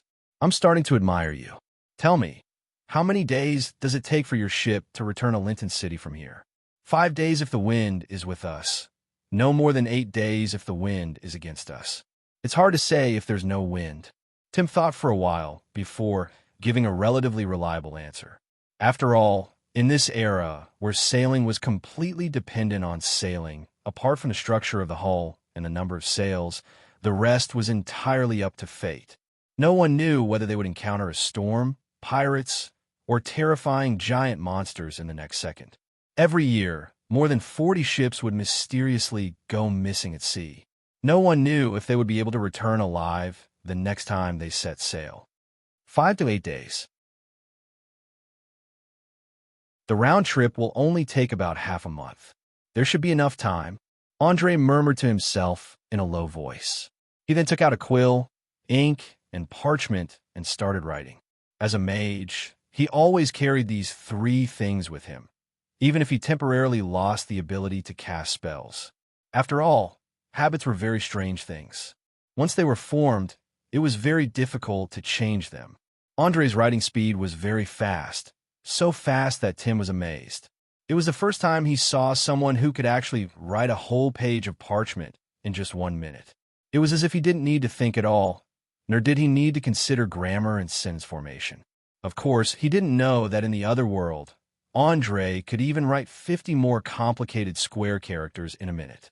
Now that he had turned it into simple letters, his speed naturally increased by more than 3 times. Rustle, rustle, rustle. The whole backyard could hear the sound of the quill rubbing against the parchment. In less than 5 minutes, 3 letters with completely different contents were completed. Affected by a slight OCD, Andre checked the wrong words or letters. After confirming that there were no problems, he quickly folded the letters and put them into 3 pre-prepared envelopes. Finally, he sealed the envelopes with a bit of special mucus wrapped in blazing fire glue. The advantage of this method was that once the letters fell into the hands of an outsider, the letters would be instantly ignited and then completely burned into ashes. After doing all this, he immediately handed the 3 letters to the smuggler and warned him solemnly in an inviolable tone. Remember, the letters must be personally handed to the owner. You're not allowed to open them without permission. Otherwise, I guarantee that you and your family will suffer the most terrible revenge. Understood. Please rest assured. I'll definitely deliver the letters to the person designated by you in person. But with my identity, I'm afraid it'll be very difficult for me to get close to the big shots like Master Boris and Countess Anastasia. After receiving the letters, Tim's face showed that he was in a dilemma. Apart from other things, the illusion set up outside the Mage Tower was enough to make anyone who didn't know Arcana helpless. As for the residential area of the nobles, ordinary citizens were also not allowed to enter. He really couldn't figure out how he could complete the task. It's okay. I've already thought of this. Here, take this badge, and you can enter the Mage Tower. And this seal ring, you can enter the noble's residential area. With them, your identity will no longer be an obstacle. Saying this, Andre took out his mage badge and noble seal and gave them to the smuggler. Tim didn't recognize the magic badge that represented the senior members of the Association of Sorcerers, but he recognized the seal ring that represented the noble's identity. His eyes were filled with disbelief. Are you sure you want to give this to me?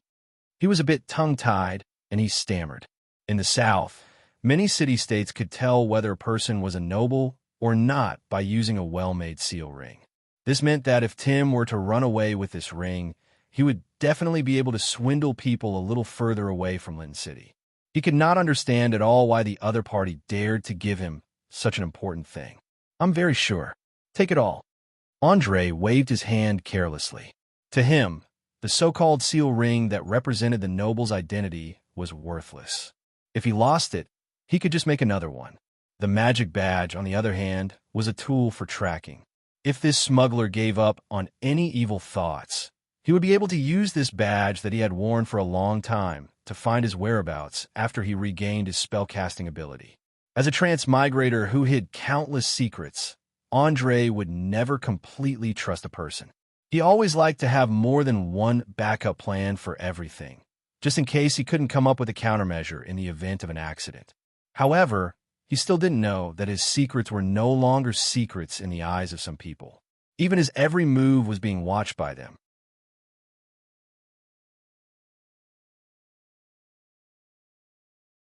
Chapter 605. I didn't expect him to ask for help. This was a bit beyond my expectations. But come to think of it, it's not a bad idea to ask for help in the current situation. With the power of the Linton City Wizards Association and the Shadow Web, ha. Looks like I don't need to clean up the mess as long as there are no accidents along the way.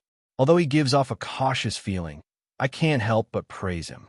Using every resource at hand reasonably, not underestimating the opponent, and not overestimating himself. This is the wisdom that a wizard should have. On the top floor of the Frenzy, the most luxurious entertainment venue in Valen City, the half-elven wizard Orlando was enjoying the tempting dance of the beauties while observing Andre's every move through the reflection on a silver plate. He laughed heartily as he gave his evaluation. Ever since he'd completed the setup, he'd been using this place as a temporary foothold and paying attention to the development of the situation. He'd never interfered, silently fulfilling his responsibility as a supervisor. Of course, the more he understood Andre, the more interested he became. He was eager to find out why the Lich valued this young man so much, and what secrets were hidden in that tattered storybook, the treasures of the ancient Sibir Empire? The prophecy left behind by the winter tyrant, Claudian Bardine, before he disappeared? Or was it the legendary artifact from the ancient magic empire that he had? Orlando felt that the first one was the least likely, because to high-ranked wizards, especially legendary ones, wealth was already at their fingertips. Even someone like him, who just stepped into the legendary realm, had tens of millions of gold coins, silver coins, mountains of gems, and rare creatures that he collected from various planes when he was young. Therefore, his mentor's wealth must be even more impressive, and there was no need to go to war over such a small amount of treasure. The second one was very interesting. As a wizard who'd lived for more than 1,000 years, he'd once wandered in the north for a period of time, and knew that the Child of Winter was actually Claudian Bardine's mount, an adult white dragon. However, if the dragon was still alive, it should have reached the age of ancient times, and its power should be close to that of a legendary wizard. Could it be that his mentor wanted to subdue this dragon? Or was he trying to use it to create a powerful magical item? As for the third one, all right, Orlando didn't really believe that Claudian Bardine had obtained a divine weapon because one of the most important criteria for a divine weapon was its power. Once a divine weapon was used, it would immediately trigger a terrifying scene that would change the color of the world. However, the Winter Tyrant had never used such a method, whether in history or in the wild. Just as he thought about all the possibilities, he suddenly noticed a wave of energy waves in the corner of the room, as if something hiding in another plane connected to the material world to spy on him. Interesting. Ever since I became a great mage, how many years has it been since someone dared to use such a method against me? The half-elf muttered to himself while stroking his smooth chin. In fact, he didn't feel angry at all. Instead, he felt that it was very interesting. However, he wasn't in a hurry to drag the other party out. Instead, he fished out a bunch of gold coins from an exquisite magic pouch and sprinkled them on the dancing women. All right, beautiful ladies, let's stop here for today. I'm a little tired, and I want some peace and quiet. You can go and rest too. Perhaps it was due to the use of magic, but all the gold coins seemed to have eyes as they accurately fell into the few pieces of cloth that the dancers were wearing. No more, no less, 10 gold coins for each of them. As a tip, it was already quite generous. Thank you for your generosity. Please ring the bell if you need anything. The woman in charge of leading the dance bowed slightly with a butterfly-shaped mask on her face. She looked at the half-elf with eyes full of lust. As long as the other party showed the slightest intention of needing special services, she would be willing to offer her all. One had to know that a handsome, elegant, and generous guest like Orlando could be called a prince on a white horse in the chaotic Valen City.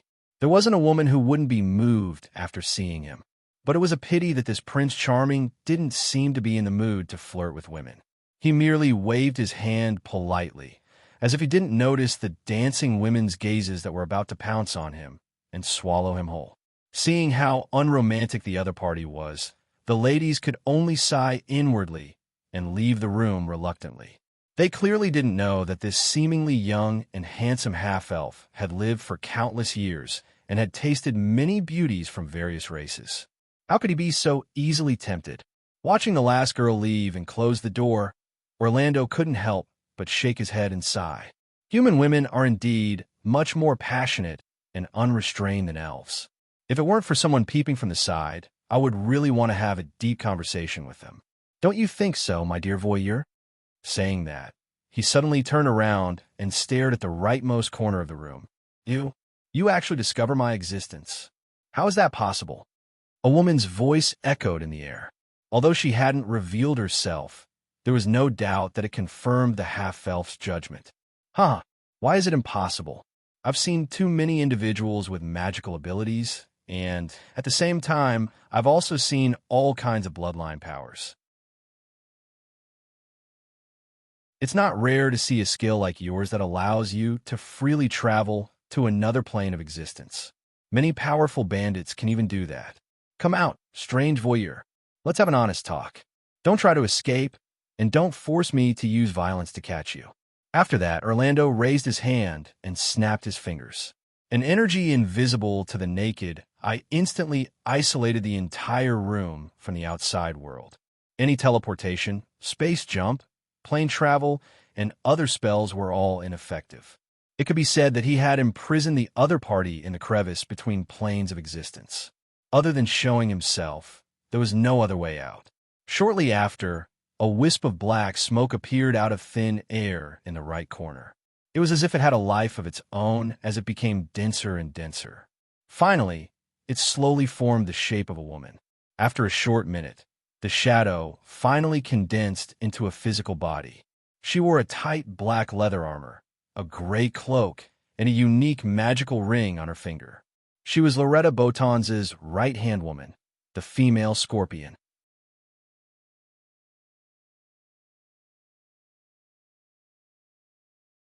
Chapter 606. After watching the entire process of the other party's appearance, the half-elf mage seemed to have discovered something interesting. He muttered to himself excitedly, "Oh, it's actually a shadow physique? I have to say, this is really a pleasant surprise. I've been to so many places, but I've yet to see a mortal with a shadow physique. Beautiful lady, although it's very presumptuous, I'd still like to invite you to assist in some experiments. Don't worry, I'll try my best to be gentle and not hurt you. After all, I can't be too rough with precious experimental materials. It'd be a pity if I accidentally break them." Having said that, he didn't even give the female scorpion a chance to speak. He raised his hand and shot out a ray of red light, instantly immobilizing her in place. Following that, he took out a large amount of experimental equipment from his magic pouch as quickly as possible. In the blink of an eye, the room that was originally filled with ambiguity and sexual innuendo turned into a well-equipped laboratory. Especially the knives, axes, hammers, chisels, saws that were placed on the table for disemboweling. Even a glance at them would make one's scalp go numb, not to mention the large number of tubes of different lengths and thicknesses on the side. There is no need to ask to know that they were used to insert into the body to draw blood. The female scorpion was currently under the control of the spell and couldn't speak at all. She could only watch helplessly as the terrifying equipment was placed on her body. The fanaticism in the other party's eyes made her tremble involuntarily. She even began to regret recklessly following a dangerous target. In contrast, Orlando's mood was much happier. He quickly removed all the protective equipment and clothes on the female scorpion, fixing her naked body on a table. He then used a hollow spike to draw across the deep ravine in front of her chest, saying with a smile, now that the preparations are in place, let's quickly begin our wonderful journey of exploration." As soon as he finished speaking, the sharp spike instantly pierced through her navel and pierced deep in her lower abdomen. The intense pain caused the female scorpion's eyes to suddenly protrude outwards. The expression on her face was extremely ferocious, and every inch of her body was tensed up, rapidly secreting large amounts of sweat. If not for the effects of the immobilization spell, she would definitely have let out a heart-wrenching scream. Panting, violent panting. This was the only way she could vent her pain. Although the half-elf mage still looked as handsome, polite, and even had a charming smile on his face, in the eyes of the female scorpion, the half-elf mage had already been equated with a devil from the bottomless abyss. No one would have thought that in the most luxurious room on the top floor of the Wild of Madness, which was filled with lust, an inhumane experiment was being carried out. No one would have thought of what kind of chain reaction would occur after the disappearance of the Loretta Botan spokesperson. After all, the female scorpion was one of the few people who could influence the decision of the pirate king, Francis. In the castle located at the highest point of Lincoln City, the pirates were busy holding their 133rd meeting of the month, continuing to discuss how to severely damage or annihilate the Lincoln City Navy while preserving their strength to the greatest extent. More than 100 captains were present, and the hall was as chaotic as a pot of porridge. I don't think we need to be in a hurry to send troops. That would allow Baccarat City to survive for another month. They were not at the end of their rope yet. I suggest delaying the departure date. A burly man about 8 meters tall stood in the middle of the hall, raising his arms and loudly expressing his opinion. Many people around him stood up and echoed him. However, if someone agreed, there would definitely be someone who disagreed. Soon, a slightly shorter man walked out from the audience and stood up, laughing as he retorted, "Ha, Carl, you stupid pig. I really don't understand how an idiot like you can win the approval of so many people. Baccarat City and Lincoln City belong to the same alliance. If one of them loses more than a certain degree, they will immediately abandon their so-called face and choose to negotiate. At that time, not only will we have a good opportunity, but we will also add another city to the list of mortal enemies. Is this the result you want? No. We need to set off immediately. Destroy the Lincoln City Navy with absolute power. Let all the cities in the South see the power of the Sardinia. Only then will they be afraid. Only then will they tremble under the Black Skull flag. Only then will we be able to establish the pirate kingdom of our dreams. Brothers, sisters, please tell me now, are you willing to be a coward who only knows how to sneak attack from behind, or use your own life and blood to realize the dream you have dreamed of for hundreds of years? Damn it. Of course, it's to destroy the Lincoln City Navy. Cowards don't deserve to be pirates. Yes, F***K, those sons of bitches. We are going to establish a pirate kingdom. Set sail. Set sail tomorrow. Let the entire southern city-states submit to our power. For a moment, the crowd was excited. Many of the relatively simple-minded fellows directly felt their blood boil, and the atmosphere suddenly became crazy. It had to be said that these words were quite inciting for the pirates who liked to be straightforward. In an instant, more than half of the people shouted loudly, wishing that they could immediately drive their warships to attack and annihilate the Lincoln City Navy in one fell swoop, leaving their own glorious page in the history of pirates. However, these captains did not notice that among their peers who stood up, there were 3 people with mocking smiles on their faces, lowering their heads and whispering to each other. "How is it? My subordinate is not bad, right?" The bald woman asked rather proudly. She was none other than Grace O'Malley, who was officially known as the Pirate Queen. There was no need to say much about the other 2. They were definitely Seawolf Kent and Davy, who had just walked out of the shadow of deception. Not only is he not bad, he is simply a born liar. How come I didn't know that you had such a talent under your command? Kent observed the reaction of everyone in the hall and asked in a surprised tone. Grace replied with a playful smile, "You know, I never like to reveal all my cards at once. This time, if it wasn't for the deadline given by the net weaver, I wouldn't have used this chess piece that had been hidden for a long time.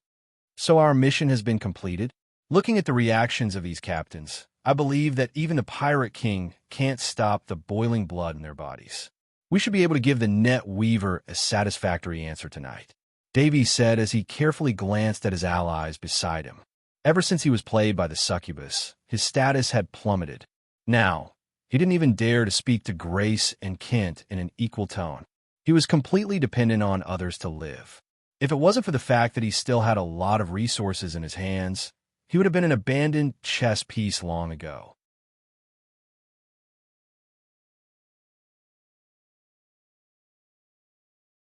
Chapter 607. Kent stared at Pirate King Francis, who was sitting on the chair. After a full minute, he shook his head slightly. "I don't know. Didn't you see that the old guy hasn't stood up to express his opinion? As long as he doesn't express his opinion, it's useless no matter how fierce these guys are. No, I think it will definitely succeed today. Didn't you notice that the woman standing next to Francis is gone? Maybe he has reached an agreement with the allies behind him." Grace, who had always been observant, finally noticed that this meeting was different from the past. At the same time, he also noticed that the Pirate King's fingers kept tapping on the chair's handle. Usually, he would only do this when he was uneasy. For the Shadow Net, the meaning of the old Pirate King's every move had long been analyzed clearly. Even what kind of woman he slept with at night, what position he used, how long he exercised, and how many illegitimate children he had could not escape the prying eyes of the spies all over the Alliance. Ken obviously noticed this as well. The corners of his mouth curled up slightly, and he said in a confident tone, "In that case, let us complete the final blow and let him make up his mind completely. Perhaps the warships docked in the harbor will be able to set off tomorrow morning. When they return, it will be the moment when the Sardinia changes. What are you going to do? Show your strength? Or?" Grace glanced meaningfully at David, who was standing on the right side, and the meaning of his words could not be more obvious. The latter knew that he had no other choice. He took a deep breath and walked to Francis with heavy steps. In front of countless captains, he knelt on one knee and pretended to be loyal. The Pirate King narrowed his eyes and looked at David in front of him. He asked in a hoarse voice, "Dear Captain, do you have anything to say to me?" "That's right. The supreme ruler of the Sardinia Islands.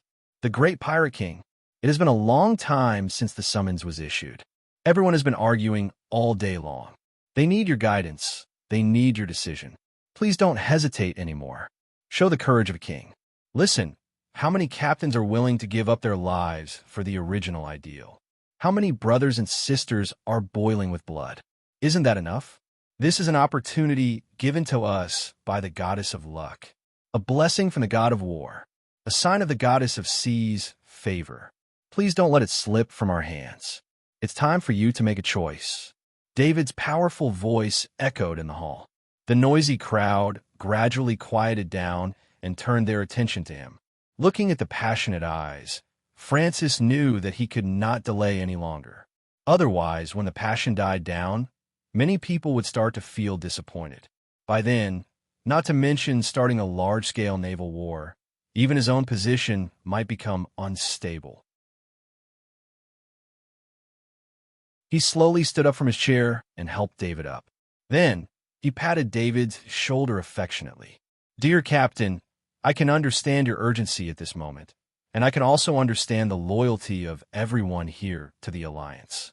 Thank you. Thank you very much for everything you're willing to do for the noble ideals.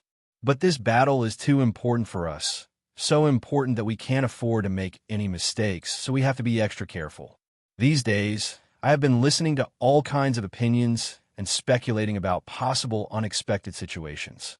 Now that things have reached this point, it is indeed time to make a choice. Now, I announce that according to the Pirate Code, a vote will be held by a show of hands. All those who agree to set off immediately, please raise your hand." "I agree." David was the first to raise his right hand. He knew that doing so might arouse the suspicion of the Pirate King, but in order to make the plan go smoothly, he couldn't care so much for the time being. Anyway, the day of victory would be the day of the Pirate King's death. "I agree too." The second to raise his hand was Kent. He felt that there was no need to continue hiding, so he stood up openly. "I agree too." Grace O'Malley was the third to raise her hand. After all, 2 allies had already stepped forward, so one more would not make a difference. "I agree. I agree." With the 3 famous captains expressing their opinions, the rest of the people quickly raised their hands. In the blink of an eye, more than 2/3 of the people chose to agree. Among them, there were chess pieces controlled by the shadow net, and there were also idiots who were bewitched. In short, this vote was definitely passed. "Well, it seems that you have all made your choice. Then I announce, the proposal is passed. All captains will go back and prepare immediately. We will set off early tomorrow morning. Lincoln City has dominated the southern seas for too long. It's time to end them and use a glorious victory to create a future that belongs to us." With that, Francis raised his right hand and made a fist. All the pirate captains present did the same in response. However, none of them noticed that the moment the Pirate King raised his fist, he whispered an order to his loyal subordinates. "Immediately send someone to find the female scorpion. Without her, we have no way of contacting Backroff City. Remember, you only have 14 hours. If you don't find her before dawn, we will be in danger." "Understood. Please be at ease. As long as she hasn't left Valence City, I will be able to bring her to you in 5 hours at most." The man in the light gray cloak bowed slightly and turned to leave the hall through the side door.